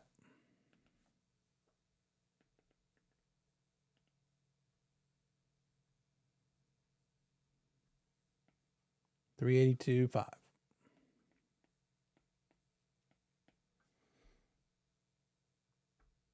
So the loan amount is $382.5. What if they ask you the down payment though?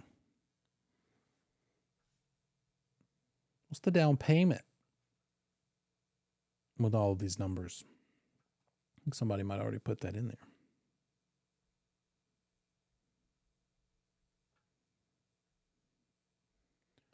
That's the 425 minus the 382.5. If I can remember how to use my calculator. $42,500 is the down payment, because that's what 10% of the purchase price is. 10% because the loan to value is 90, and 90 plus 10 equals the full 100% of value, right?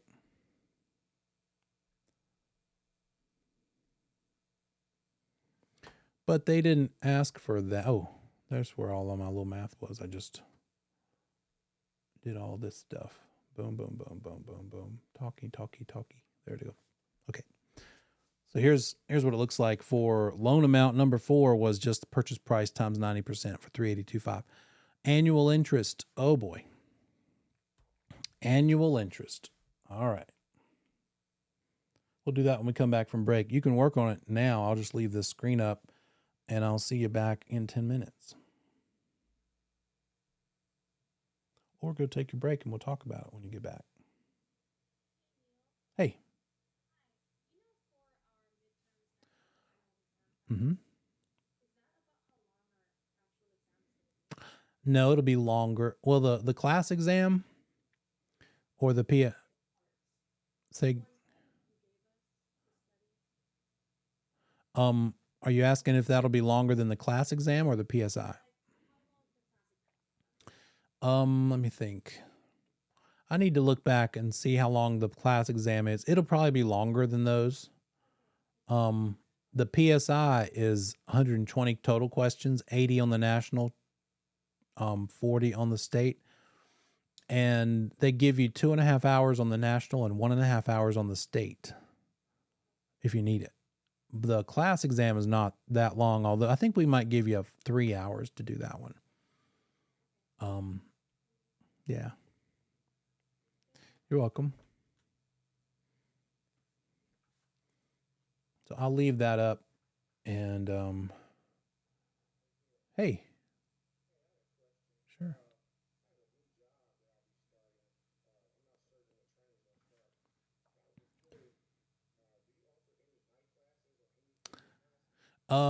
Currently we don't have any on the schedule. I've taught them before. We just don't have any at the moment. And I'm not sure.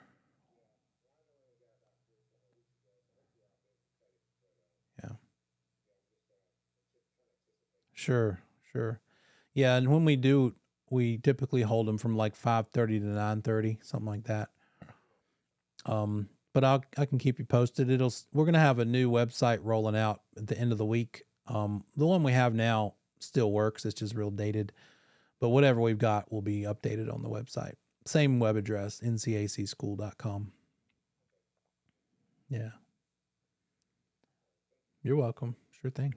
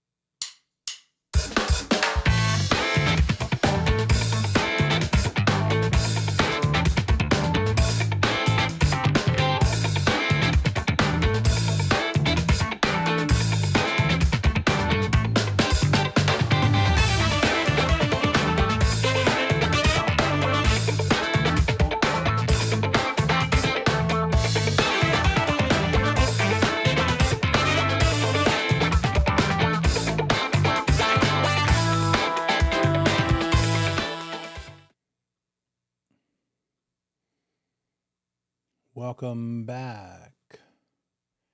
Here we are.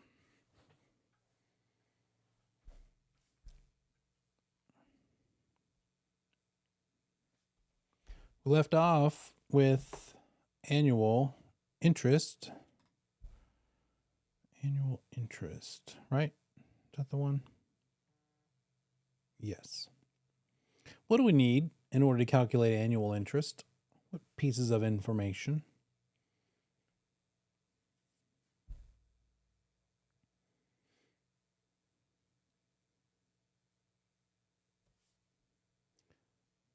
If it's interest, so it's a lender related thing, right? It's a loan related thing. Therefore, what matters, the purchase price or the loan amount?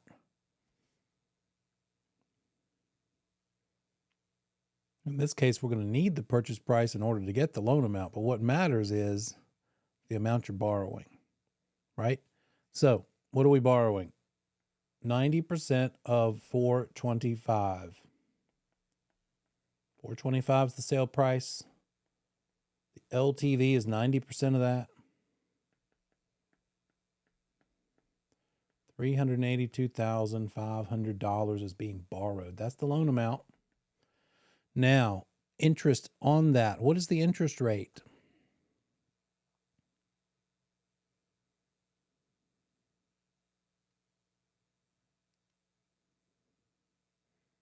It's a lot of stuff to weed through in this problem, isn't it? Got to dig on down through here. Oh, there it is. Interest rate is 4.5%. So we have a loan amount of $382,500. That's what's being borrowed. We're borrowing it at an interest rate of 4.25. No, sorry, 4.5. 4.5%. And that's it. 382.5 at 4.5% means an annual interest in dollars of $17,212.50. That's how much we're paying in interest in 1 year if our loan amount is $382.5. Sorry, that's what I was trying to share with you. We took our loan amount, stuck it down here. We took our interest rate, multiplied it together. There's our $17,212.50. That's annual. What if I said, how much is the monthly interest?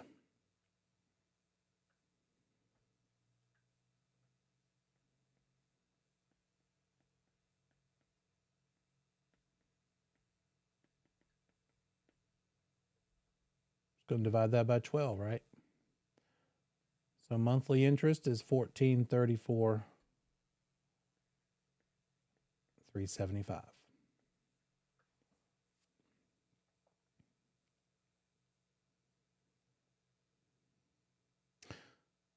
What if I said, how much is the principal and interest?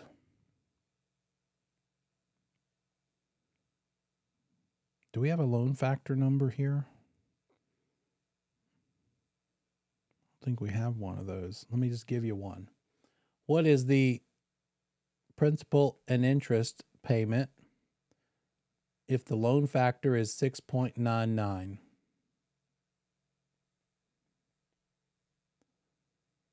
Okay. What do we need in a factor math problem? Do we need the price or do we need the loan amount? Need that loan amount. How many 1,000s are in 382,500? Divided by 1,000. 382,500. There's 382.5 of them. Multiply that by the factor number. Tells us that. Oops.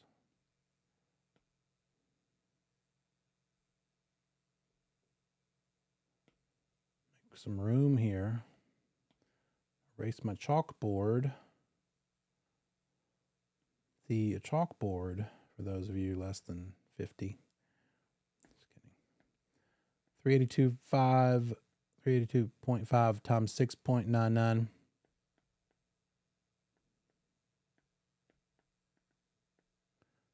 Is a monthly principal and interest of $26.73 68. Okay, next. That was not asked for. That was a freebie I threw at you.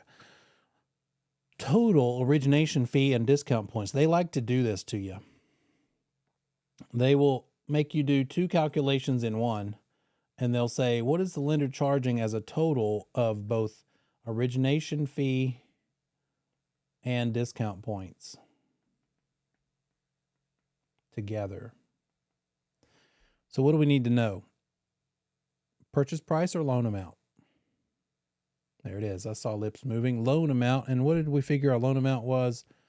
It was $382,500. There's our $382,500. How much is the origination fee? They tell us it's 1%. So we need to calculate 1% for origination fee. I just wrote that right here. And then how many discount points? They're charging 3 of them. So 3 discount points means 3%. And they are of the same thing. They're both percentages of the loan amount.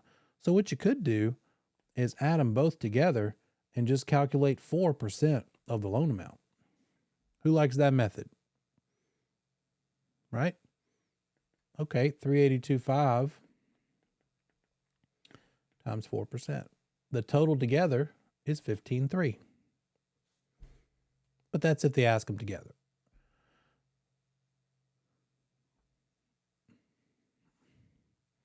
There it is.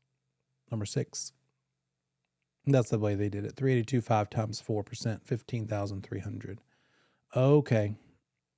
Now the big boy. Loan balance after the first payment. Ugh, why did he ask us this? Not my fault. It's in the slides.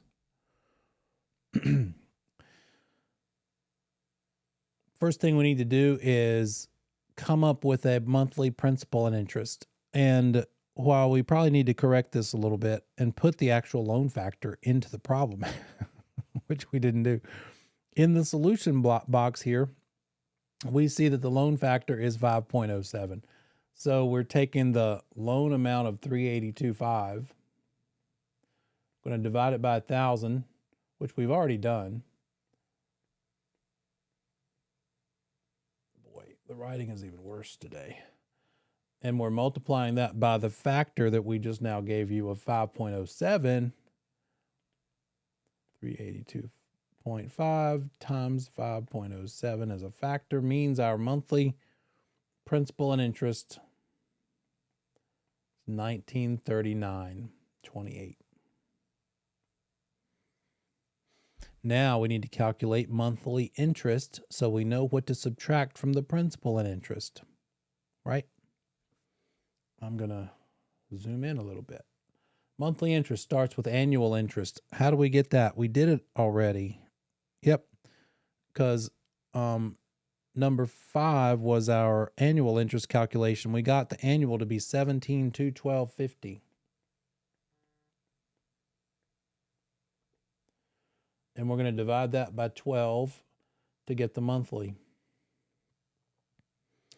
And that brings us $14,34.38 per month. We're going to subtract that. That's the interest that month. Who wants to be in the home loan business? Have a bunch of people paying you $1,400 a month. Let's try to work that out.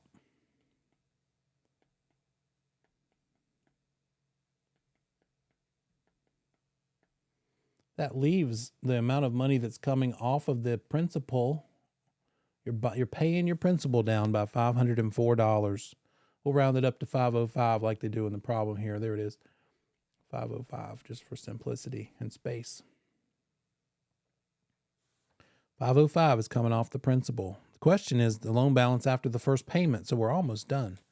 Now we just need to subtract 505 from the loan amount that we were working with. So that means 382.5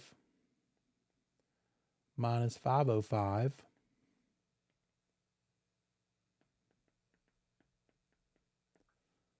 is the new loan balance after the first month's payment of $381,995. There it is legibly in the lower right. So it's like what? 4 steps. Calculate the principal and interest using the loan amount and the loan factor. Calculate the monthly interest using the loan amount, the interest rate to get the annual, divide by 12 to get the monthly. Subtract that monthly from the payment you just calculated to get the amount of principal by which it came down. And then subtract that principal from the original loan amount that you started with to get the new loan amount after this month. What if it went on to say, what's the loan balance after the second payment? Oh no, I was hoping he wouldn't ask that. Okay, so this one is $381,995.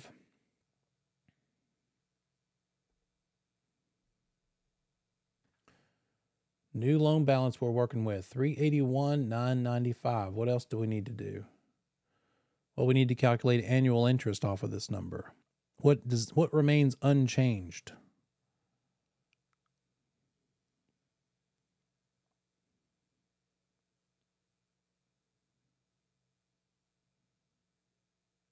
P&I is going to stay the same, by the way. Monthly P&I is going to stay the same. That's the same payment fixed the whole time. $1,939.28 is what your P&I payment is. Now, new loan amount is $381,995. Let's use that to calculate, first of all, annual interest. What is it times, let me move some stuff around here. 5 times the 4.5% interest rate gives us an annual interest of $17,189.78. Turn that into monthly. It's $1,432.48. That's the monthly, and we're subtracting that from the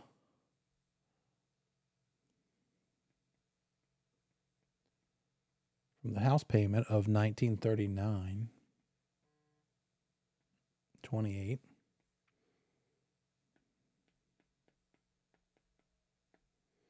It's roughly 550, we'll call it 507. That's how much the principal is coming down. Oops, there it is. There's that math.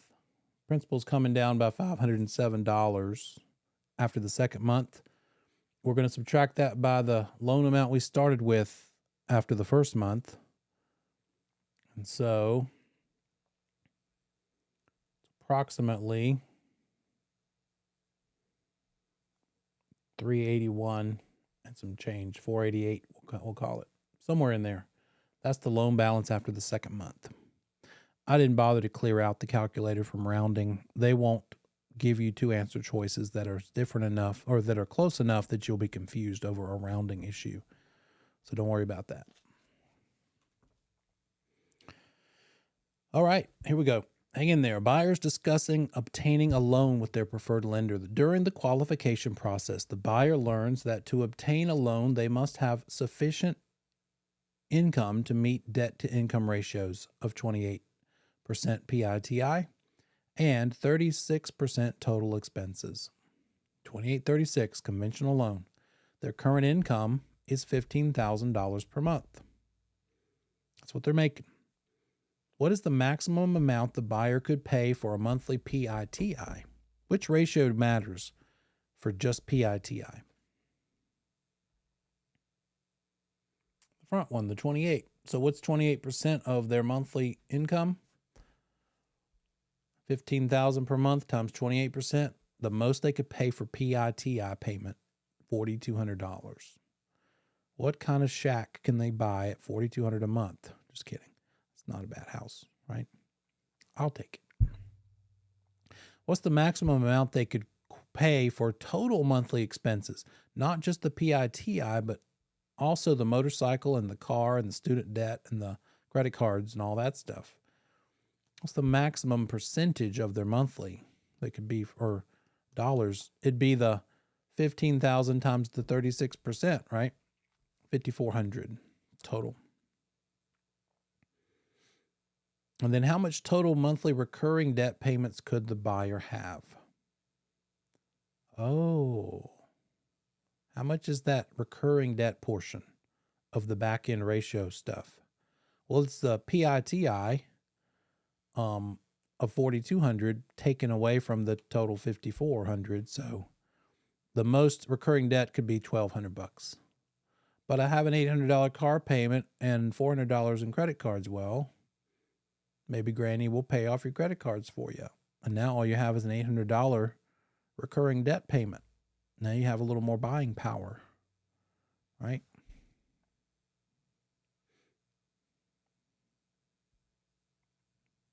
$4,200 for the PITI, $5,400 for the total of both. Difference is 12. A buyer is qualifying for a new loan using debt-to-income ratios of 28:36. If they're going to have annual property taxes of $3,600, homeowners insurance of $1,200, their current monthly recurring debts are student loan, credit cards, car payment. If the buyer has $120,000 annual income, how much is left for principal and interest? Oh my gosh, what?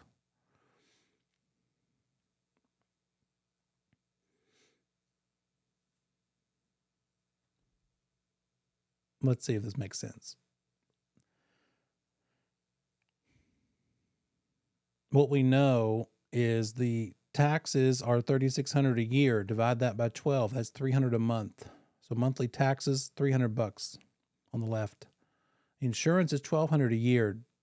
That becomes $100 a month. There's the I, T and the I. Those add up to $400, by the way. Now, how much do the recurring debts add up to? Well, we've got student loan for $400, credit cards for $500, car payment for $350. What's that add up to? Is that 9? That's $1,250. Add all those together is $1,250 for recurring debt. And there is that mentioned in the middle of the slide there.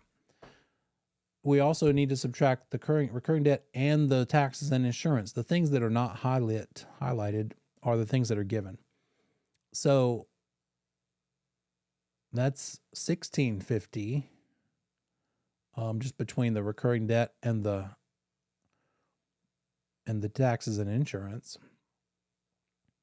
The annual income is $120,000. What is that per month? Divide 120,000 by 12 means we're making $10,000 a month gross.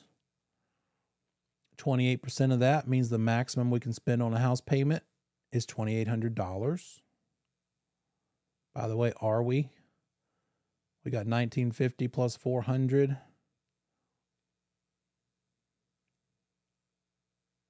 It's right in there. We're close.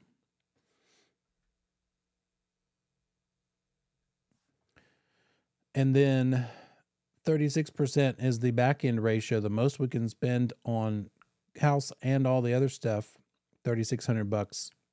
That back end ratio of 36, if we subtract the $1,250 for our recurring and the taxes and insurance of $400, means the most we can pay for principal and interest is $1,950. There's a lot of acrobatics here, isn't it? Isn't there?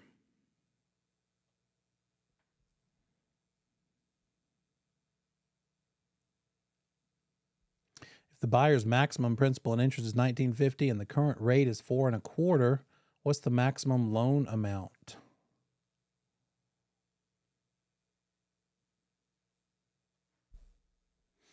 $1,950 is the P and the I. The interest rate is 4.25%. If we take that $1,950 and using a loan factor that they will provide you, divide it. That tells us maximum loan amount is $396,341.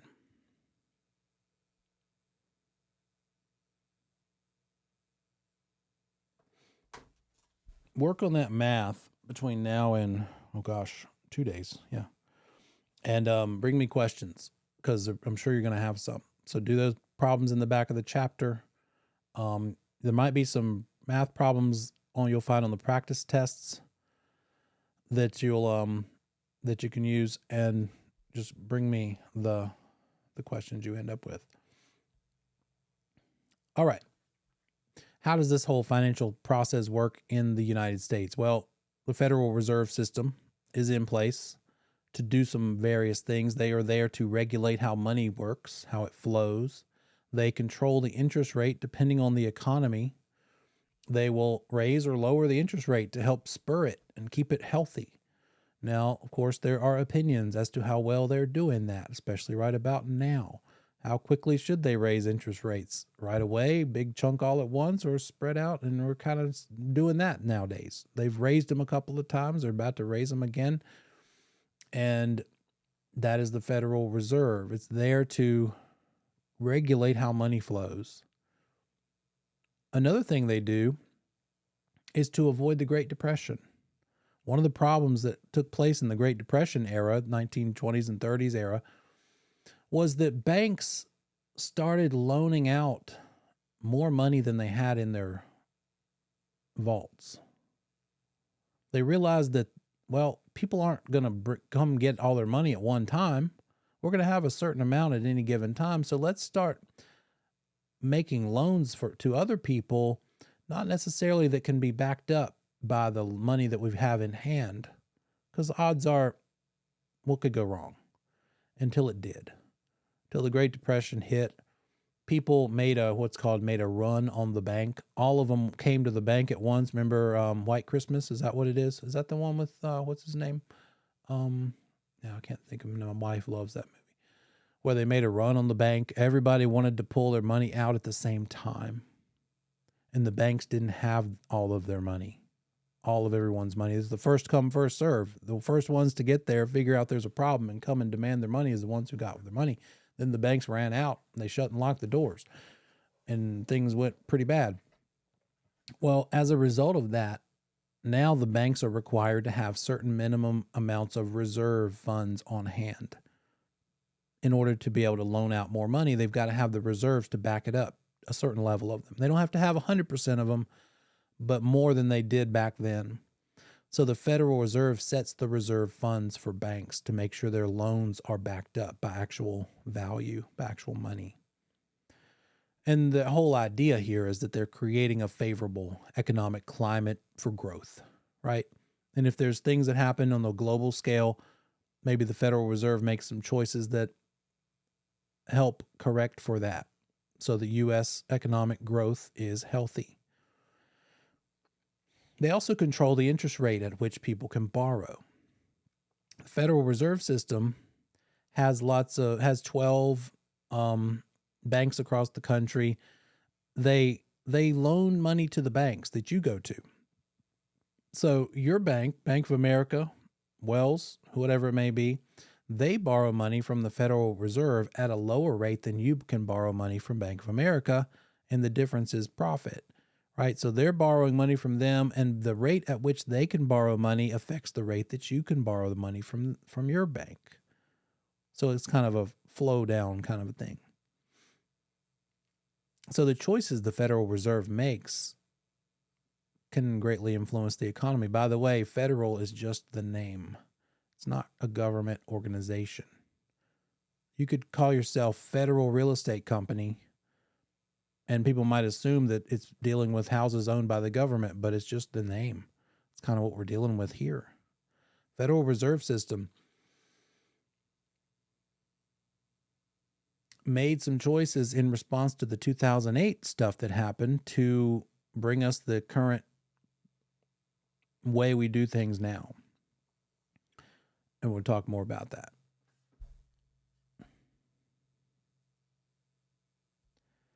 The difference between the primary and the secondary mortgage market. The primary market is that point at which the borrower is borrowing from their lender. Those little one at a time home loans. They are packaged up in chunks of credit worthiness and sold on the secondary market to other institutions. So they're originating mortgage loans, starting the mortgage loans with the actual borrowers, lending money directly to consumers. That's the primary market. That's the market that we interact with as brokers, because our buyer borrowers are borrowing money. Where does it come from?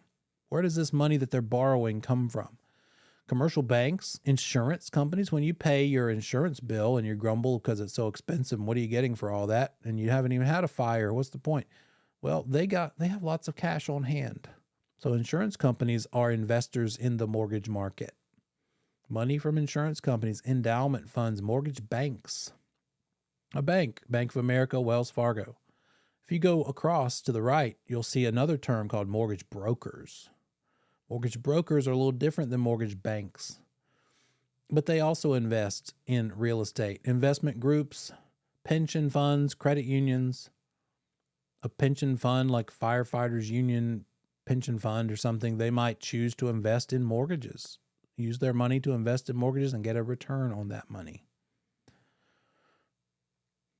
In our world, as brokers, we can refer people to a mortgage bank or a mortgage broker. We might tell them, go to your bank, go talk to your credit union, go talk to your bank you have a checking account with. Or we could say, let me give you a number of this other person. This is a mortgage broker. Think of a mortgage bank as going to a new construction community. What do you buy when you go there? Only that builder's product. That's all they have to sell you. But what do you buy when you go to a general practice real estate broker? Doesn't matter. They can help you with anything. That new construction one, but also that resale down the street, or a foreclosure, or a short sale, or whatever, even a for sale by owner. A broker has more choices than a banker. Mortgage banker is going to sell their own in-house lending products. A mortgage broker can pick from lots of different investors. Is there one better than another? Depends on what the terms of those loans are for your borrower. One might be a better product, but what I've found is that a mortgage broker can actually do, for instance, I'm just picking on them, but this may not be true right now, but they might be able to do, for instance, a Bank of America loan for cheaper to the borrower than a Bank of America on-site loan person could do it because of the way the money gets paid out. Mortgage people get paid on the front end when the transaction is done, but also on the back end when they sell the loan, so that money can be moved around, shifted around. They could make money in such a way that it's better to go with a mortgage or cheaper, better terms and lower cost to your buyer when they go through a broker versus the bank themselves directly. So I always tell people, shop around. I can give you a couple names and numbers, talk to several, see what they offer, and I'll help you understand the disclosures, see what your good faith estimates are, help them understand the apples to apples comparison, which we'll learn more about in the next chapter. So all of that's the primary market. What loan type should they get?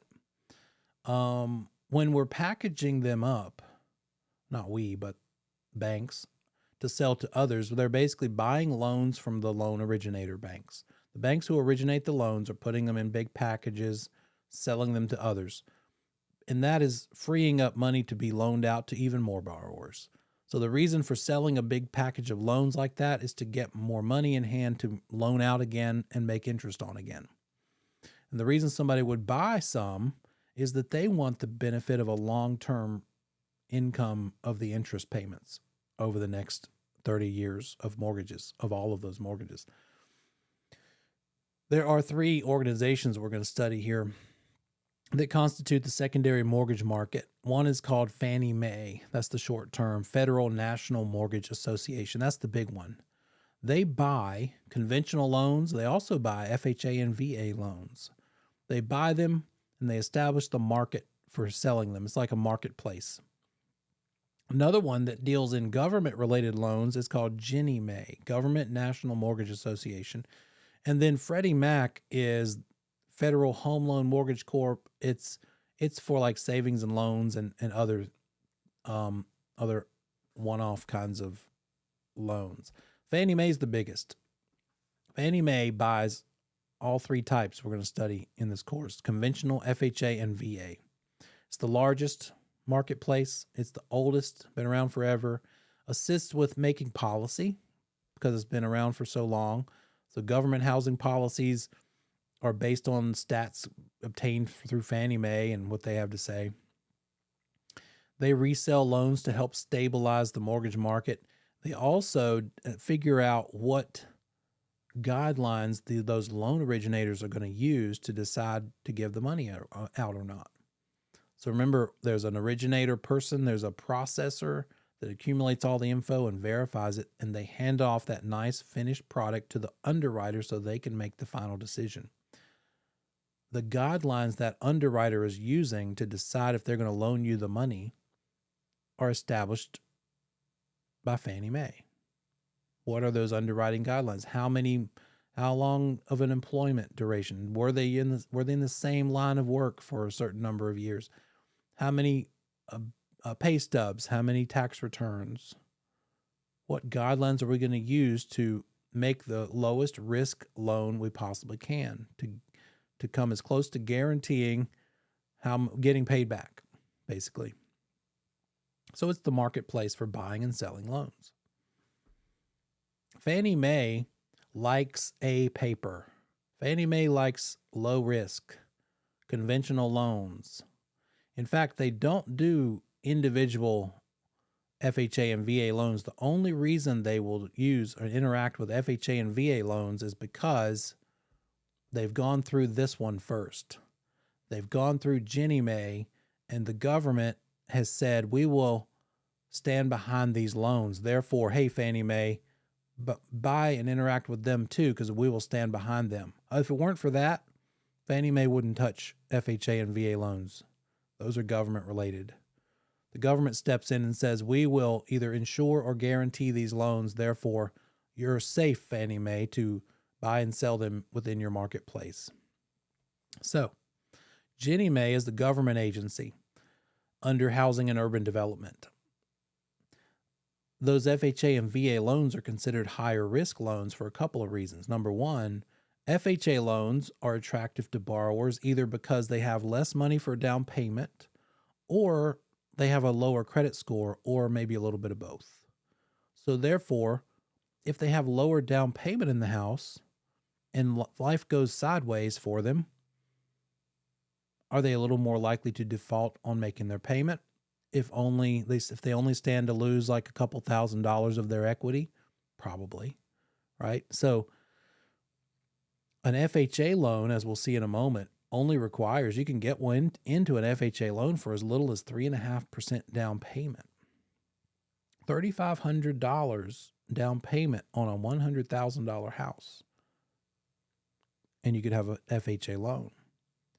Now, compare that to someone else who uses a conventional loan and chooses to put $20,000 down on that same $100,000 house. You've got one borrower who's putting $3,500 down. You've got another borrower who's putting $20,000 down. And if life goes tough because maybe some global worldwide bug that starts spreading and job losses and economic this and that and the other, and some people have to make a decision to buy groceries and keep the lights on and maybe live with mom and dad instead of keeping up their house payment, which one of these buyers is probably more likely to go? The one that only stands to walk away from this much money instead of this much money. Therefore, higher risk. The lower down payment, higher loan to value ratio borrowers are the ones that are considered high risk. And so Ginnie Mae, this government agency, works with Fannie Mae to say, hey, we will help you alleviate some of that risk. Ginnie Mae also allows investors who are providing the money to purchase shares in pools of loans, and they will pay directly to the investor. So think government. Freddie Mac, they pool loans together. They sell bonds. They interact with conventional loans. They also deal with mortgage banks and also savings and loans. So it's a marketplace for those types of loans. So it's those three, but Fannie Mae is the biggest. In 2008, in October, right about this time of year, I had 4 closings scheduled to happen. I was pretty happy with that. But within 1 week's time, all 4 of those closings fell apart. and I ended up with 0 closings in the month of October. And I worked for a certain big firm that pays a lot of commission split, but also charges a big desk fee. And I had to pay them $1,100 a month just to walk through the doors, no matter what I sold or didn't sell. All of a sudden, that $1,100 felt pretty heavy once I went to 0 income that month. That happened to be when I looked around for the first time and realized, oh, something's happening in the market. What is this? Welcome to 2008. It had been leading up to it, because for my first 12 years in the business, in retrospect, I didn't appreciate how good it actually was. I had no point of reference. Rates were around 6%, which at the time had just been coming down to that, so that was better. Now people complain about 6 because we went up to it because we were lower, but it was decent rates. It was just an abundance. People were going nuts. Anybody see or read the book called The Big Short? Movie The Big Short, the book The Big Short? You saw the behind the scenes there, right? Maybe. And part of the problem was the subprime mortgage market and overconfidence in the housing sector. What could possibly go wrong? The logic was people will no way will people not pay their mortgages, right? There's going to be a certain small percentage, but not a very widespread one. Therefore, let's go ahead and stretch out a little more. As investors were willing to relax their requirements. They were willing to do what were called sometimes stated income loans, which are great for somebody in my position. Us independent contractors making 100% commission. We don't have W-2 income. Banks don't like to see us coming because we are in the business of minimizing our tax burden as much as possible. Legally, we can use legal means to show as little income on paper as possible so as to pay less taxes. But when it comes time to affording a house, the lender's like, you only make what? And you want to buy what? No. So it's always a balance in this business. When you're trying to buy something, you kind of have to take a hit and be like, okay, then I make this. I won't take the tax deduction so that I can bump up what I make. Therefore, you will bump up what you'll loan me. All of that could have been avoided with those stated income loans. Basically, you walk into the lender and they say, well, you want to buy this size house? It's going to be this much that you're going to have to make. Do you make that? Yes, I do. Okay, sign here. State your income. It was about that easy, right? Weren't that many requirements. Stated income. Just state your income, attest to this, and we feel confident you're going to pay us back. What could go wrong? Another thing that we saw back then were things like 125% loan to value ratio. Wait a minute. We were just dealing with like a 90% loan to value ratio, which meant the buyer bringing 10% down payment to closing. What's 125% ratio? That's more than 100. That means the buyer gets the keys and gets a check because the lender is so confident the house is going to appreciate up fast. Therefore, here's a check. You can go to Rooms to Go on your way to your new house. Here's the keys and some money because it's all going to work out just fine. What could go wrong? There was a lot of problems. There was a lot of overextending.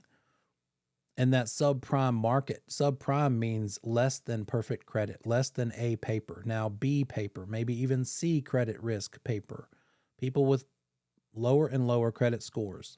But lenders were okay loaning to them because they didn't see that there was much in jeopardy until there was. Until there was so many of them, it just kind of got lopsided. A lot of defaults, a lot of foreclosures. Because another thing that was done was that pick a payment concept. The lender would say, well, your normal payment that will pay down your principal that goes toward both principal and interest is $1,800. But if you're having a tough month, we'll let you pay us $1,500 instead of $1,800, but that's an interest-only payment. And some people got a little hooked on that lower payment. It fit their budget better, but they weren't making any progress. And when you combine that with the values going down too, because the values declined, now they're not making any pay down of their loan amount and the values are dropping. So now when the value gets lower than what you owe the lender, and even if you did sell it, you can't make them whole again. You can't pay them back all that you owe. Now you've got defaults happening left and right. A lot of foreclosures, a lot of short sales, all because of overextension of risk, improper judgment of the likelihood of this risk based on a confidence in the housing sector that was proven to be something that could fail in a big way. That was the crisis. Some other things that were going wrong involved how we did things on our end as brokers. So you would occasionally have a dirty broker and a dirty appraiser and a dirty attorney, and they're all working together to defraud that investor person or entity that's funding the loan. The broker is lying. The appraiser is claiming it's worth more than it really is. The attorney is doing the paperwork. They might even show one version of the qualifying numbers that they're showing the investor, but it's really not true. They're doctoring the qualifying numbers. All of that stuff amounts to what is called loan fraud. And a big issue the Real Estate Commission warns us about is committing loan fraud. Loan fraud is a maximum sentence of 30 years in prison and $1 million fine. Loan fraud looks like lots of different things, but it basically is telling the lender on the closing statement something that's not true. So those numbers on the closing statement we're going to learn in chapter 12 are all of the dollars and cents for both sides, buyer and seller, coming and going. If you're putting something on there that's not true or leaving something off that you're supposed to disclose, that lender needs to know what is being spent by both sides, coming and going. What if the seller is giving the buyer $10,000 to go toward their down payment? It might be that if the buyer didn't have that from the seller, they can't afford the house. Well, that lender deserves to know this because that affects their true ability to not default. So therefore, we need to check with the lender. That's the overarching advice. The overarching theme in our role as brokers, when somebody's got a question about money or giving money from buyer to seller, seller to buyer, or agent to buyer, by the way, basically, if the buyer's making any money from any party in the transaction, the question is, what does the lender say? Run it by the lender. Will they allow it? And I believe a week or two ago, we might have even talked about the limitations. Certain loan types say that the max the seller can pay toward the buyer's closing cost is 3% of the loan amount. So you already know, let's check. We've already negotiated that the seller's paying $4,000 toward buyer's closing costs. And now we've had the inspections and the roof is leaking and it needs a bunch of stuff. So instead of having the seller fix those things, let's just have the seller give the buyer money. They can't just give them money under the table in a mason jar in the waiting room of the closing office. They've got to give it to them and tell the lender that they're giving it to them. But the lender might say, oh, wait a minute, you're already giving them $4,000. You want to give them another $5,000 for repairs? Well, that exceeds the maximum 3% of the loan amount that we're allowing the seller to pay for the buyer. And now you have to figure out another solution. You, the broker. Oh, we can't give them any more closing costs. We've already maxed that number out. What can we do? We could lower the price. The lender might not like that because they already have an appraisal and they're already far enough along in the process. It's kind of a lot of trouble to redraw things and kind of be starting over. But hey, deal's either going to make it or break it. It's either going to happen or not. All of these things come into the picture. So another thing that came as a result of all of this 2008 nonsense was the fraud, right? So the dirty appraiser. An appraiser we'll learn I forgot what chapter is coming up. It's about valuation. But that appraiser decides what it's worth based on similar things that have sold recently. And so there's an opinion involved here. In fact, at the top of the report, the appraisal report, it says this is the appraiser's opinion of value. It is not science. It looks like it. It looks like a big Excel spreadsheet with a bunch of numbers and adjustments, but there's a lot of opinion and that person's estimate involved. Two different appraisers that don't see the contract price would come up with two different numbers of value. The weird thing that I've always kind of questioned, and just the way it is though, is the appraiser does see the contract price. When they do their work, they already know what the sale price has been agreed to between buyer and seller. They are held to a standard just like we are. They are held to a standard by their appraisal board. They can't just go crazy. But, around that time, leading up to all that, some appraisers were. They were putting too much of an inflated value. They were modifying the adjustments fraudulently, extending them past a point of rationale to be able to justify, and they were just lying. And so part of the problem was the bank, the lender, could hire the appraiser directly. The lender would say, hey, appraiser, we always send you our business. We want you to go appraise this one. But I noticed you brought it back a little light. It's a contract for $300,000, but you're appraising it for $290,000. We really want to make this one work. Are you sure you can't bump that up a little bit? Maybe add another comp, maybe reconsider your adjustments. Directly, they could talk to them because, appraiser, if you can't somehow make that one work, I just don't know that we're going to be able to send you any more business. Is that just not ripe for fraud? That arrangement, right? So that's different. They changed the industry because so much of that went on. Now the lender can't directly talk to the appraiser. They can't even order it directly from the appraiser. They have to talk to a third-party ordering company. That person reaches out to the appraiser. That way it keeps a more than arm's length kind of thing so that to make sure that we don't have the temptation of undue influence or fraud there. All of that stuff. Plus, borrowers were confused about the type of loan they were getting. Lenders did not have a standard way to disclose their loan fees. They were not required to. So two different lenders might tell them in different ways.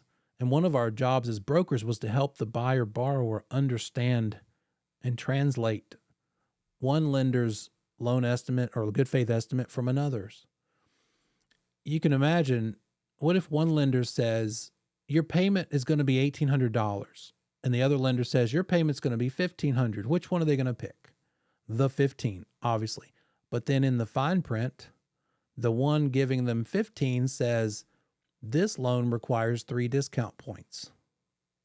The one with the 18 has no discount points. Are they going to like that monthly payment now that they have to bring $12,000 to closing? Probably not as much, right? So now that is not possible.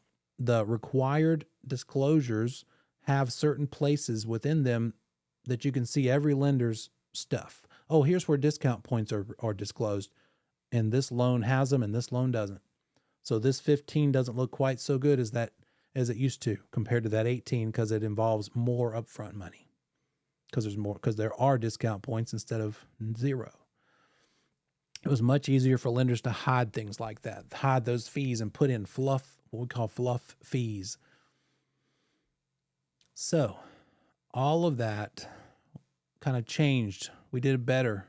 And the Federal Reserve, the Dodd-Frank Act that you'll see in your material was passed to help change the way things are done in terms of qualifying for loans because it had got so fast and loose. People were not being careful and it was hurting borrowers. They didn't understand the consequences of interest-only payments. They didn't understand making choices about qualifying and what kinds of loan they should get because they didn't have proper disclosure. So yeah, we had a lot of problems. We still have problems. In fact, I think some of these stated income kinds of subprime products are starting to be renamed and creep on back in a little bit. Investors are starting to feel, lenders are starting to feel confident again in the housing market. And so sometimes things get repackaged and put back out, and only those with long enough memory who's either learned it by being in it or learned it from studying are going to be like, that might not be the best option. Like an adjustable rate mortgage. Anybody going to give someone advice to have an adjustable rate mortgage? Your rate might change next year. This is what your payment is going to be this year at this rate, but next year on the anniversary date, it's going to adjust, maybe up, maybe down, based on like a 10-year treasury bill at the time. Are they bad? No. They serve a purpose. Might help somebody get in a house, as long as they have an exit plan before it adjusts to a point that is outside of their affordability. In fact, credit unions are great across the board. They usually take good care of their members. However, quite often the home loan, the mortgage you can get through your credit union is only an adjustable rate. Sometimes that's all they have to offer you. So your borrower needs to consider that and think, do I want it or not? Am I so convinced I have to have fixed that, okay, we're going to skip the credit union. We're going to go looking for fixed rates only. Problem with an adjustable is it might be affordable the first year, but when it adjusts, it ends up adjusting up. And if that level you were at the first year is so close to your tolerance ability to afford, maybe you put too much optimism in getting a raise. Your financial position will be better in a year. Everybody overestimates how much better it's going to be in a year, right? And underestimates how much better it can be next month. And, you treat things differently in 12 months than you do in one. So things didn't change. And now you already could barely afford the lower payment. Now the rate goes up. Now your payment goes up. That adjustable just caused a lot of defaults. People got overly optimistic. It worked against them because life didn't get better financially for them. Now, conventional loans. These are kind of geared more toward better credit borrowers because they require more down payment. And if you don't have higher down payment, you can't get one. But with that said, it doesn't mean that it's like as much as 20%. Some people, even Gary Vaynerchuk, anybody heard of him? Even he is working under some wrong information. He's kind of talking about you have to have 20% down payment. No, you don't. Even on a conventional loan, there are some quite often that are 5% minimum down payment, maybe even 3%. Depends on the investor, depends on the program, depends on who they're trying to help.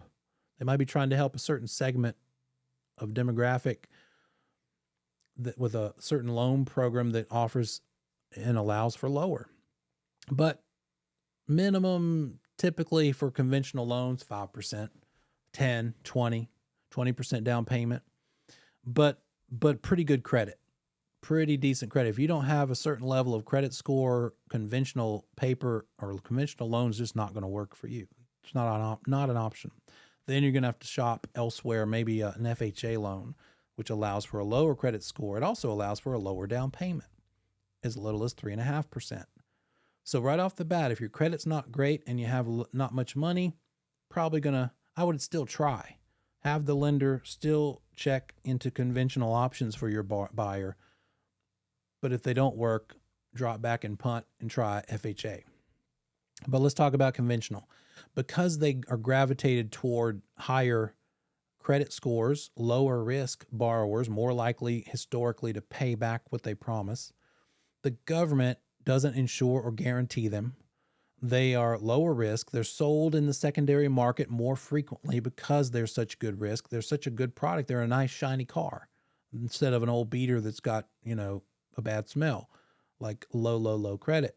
So good credit, nice and crispy clean, they're going to be more likely to get sold because they're easier to sell. Lower LTV, less risk to the lender. A buyer who's got 20% of their own money in a house is much less likely to walk away from their house and let it go into foreclosure than somebody that only has 3.5% of their own money into the house. It has to meet guidelines if it's a conforming loan. A conforming loan is your typical price point based on average prices. There's certain guidelines required, underwriting guidelines that must be met, which make it easier to package up with a bunch of others similar to it, similar risk levels to sell on the secondary market. But what about the big ones, like $1 million loan, $1 million mortgage? Well, that's outside of a conforming loan. It's called a non-conforming loan. It's also called a jumbo loan because it's so large. It comes with certain risks of its own. Does that person truly qualify to borrow $1 million? So there's a jumbo mortgage option as well, but it requires other things, different things. But your typical bread and butter conforming loan has a certain level of guidelines in place to make it easily sellable on the secondary market. Now, What if you have less than 20% of your own money in the house? What if you put less than 20% down payment? That lender would rather you have at least 20% of your own money. So much so that if you do put less than 20% down, they're going to charge you a payment. They're going to make you take out an insurance policy. You're going to have your house payment, your PITI, but you're also going to have an insurance policy payment too. And it's called private mortgage insurance. So what you need to know for the class, for the test, is private mortgage insurance is required by the lender if you have less than 20% equity in the property, if you put less than 20% down payment. And, over time, though, your equity can increase, either because the property appreciates or you put money in it and raise the value because you added a room, or you pay down your loan. All of those things can affect how much equity you have in it. When your equity in the property hits 20%, because maybe you started by putting down 10% and it's grown and now your equity is up to 20, the lender can drop off the private mortgage insurance. They don't require it anymore. It's in place not to benefit you, the buyer, but to benefit the lender if that buyer defaults. Private mortgage insurance, here's what you need to know, is to benefit the lender in case the buyer defaults on the loan. It's a way for them to help recover their losses. They, the lender. So who gets to pay for it? The buyer, because it's required for them to get the loan, right?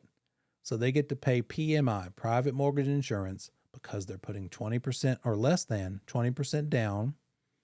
And for the entire time they own it, while they have less than 20% equity in it, they've got to maintain this private mortgage insurance policy. But eventually, when they, for various reasons, get more or 20, actually, it drops off automatically when you hit 22% equity. But when you think you might have hit 20% equity in the property, you could contact your lender and say, hey, I think I might be there, drop it. And they'll say, okay, you got to prove it. They're probably going to require you to get an appraisal and show them proof that you are at 20% or more equity. Then they'll drop it. How much are we talking? It might be another 100 or two, a couple $100 a month. Depends on lots of things. But that's kind of the level of dollars extra payment we're talking for PMI on top of your PITI.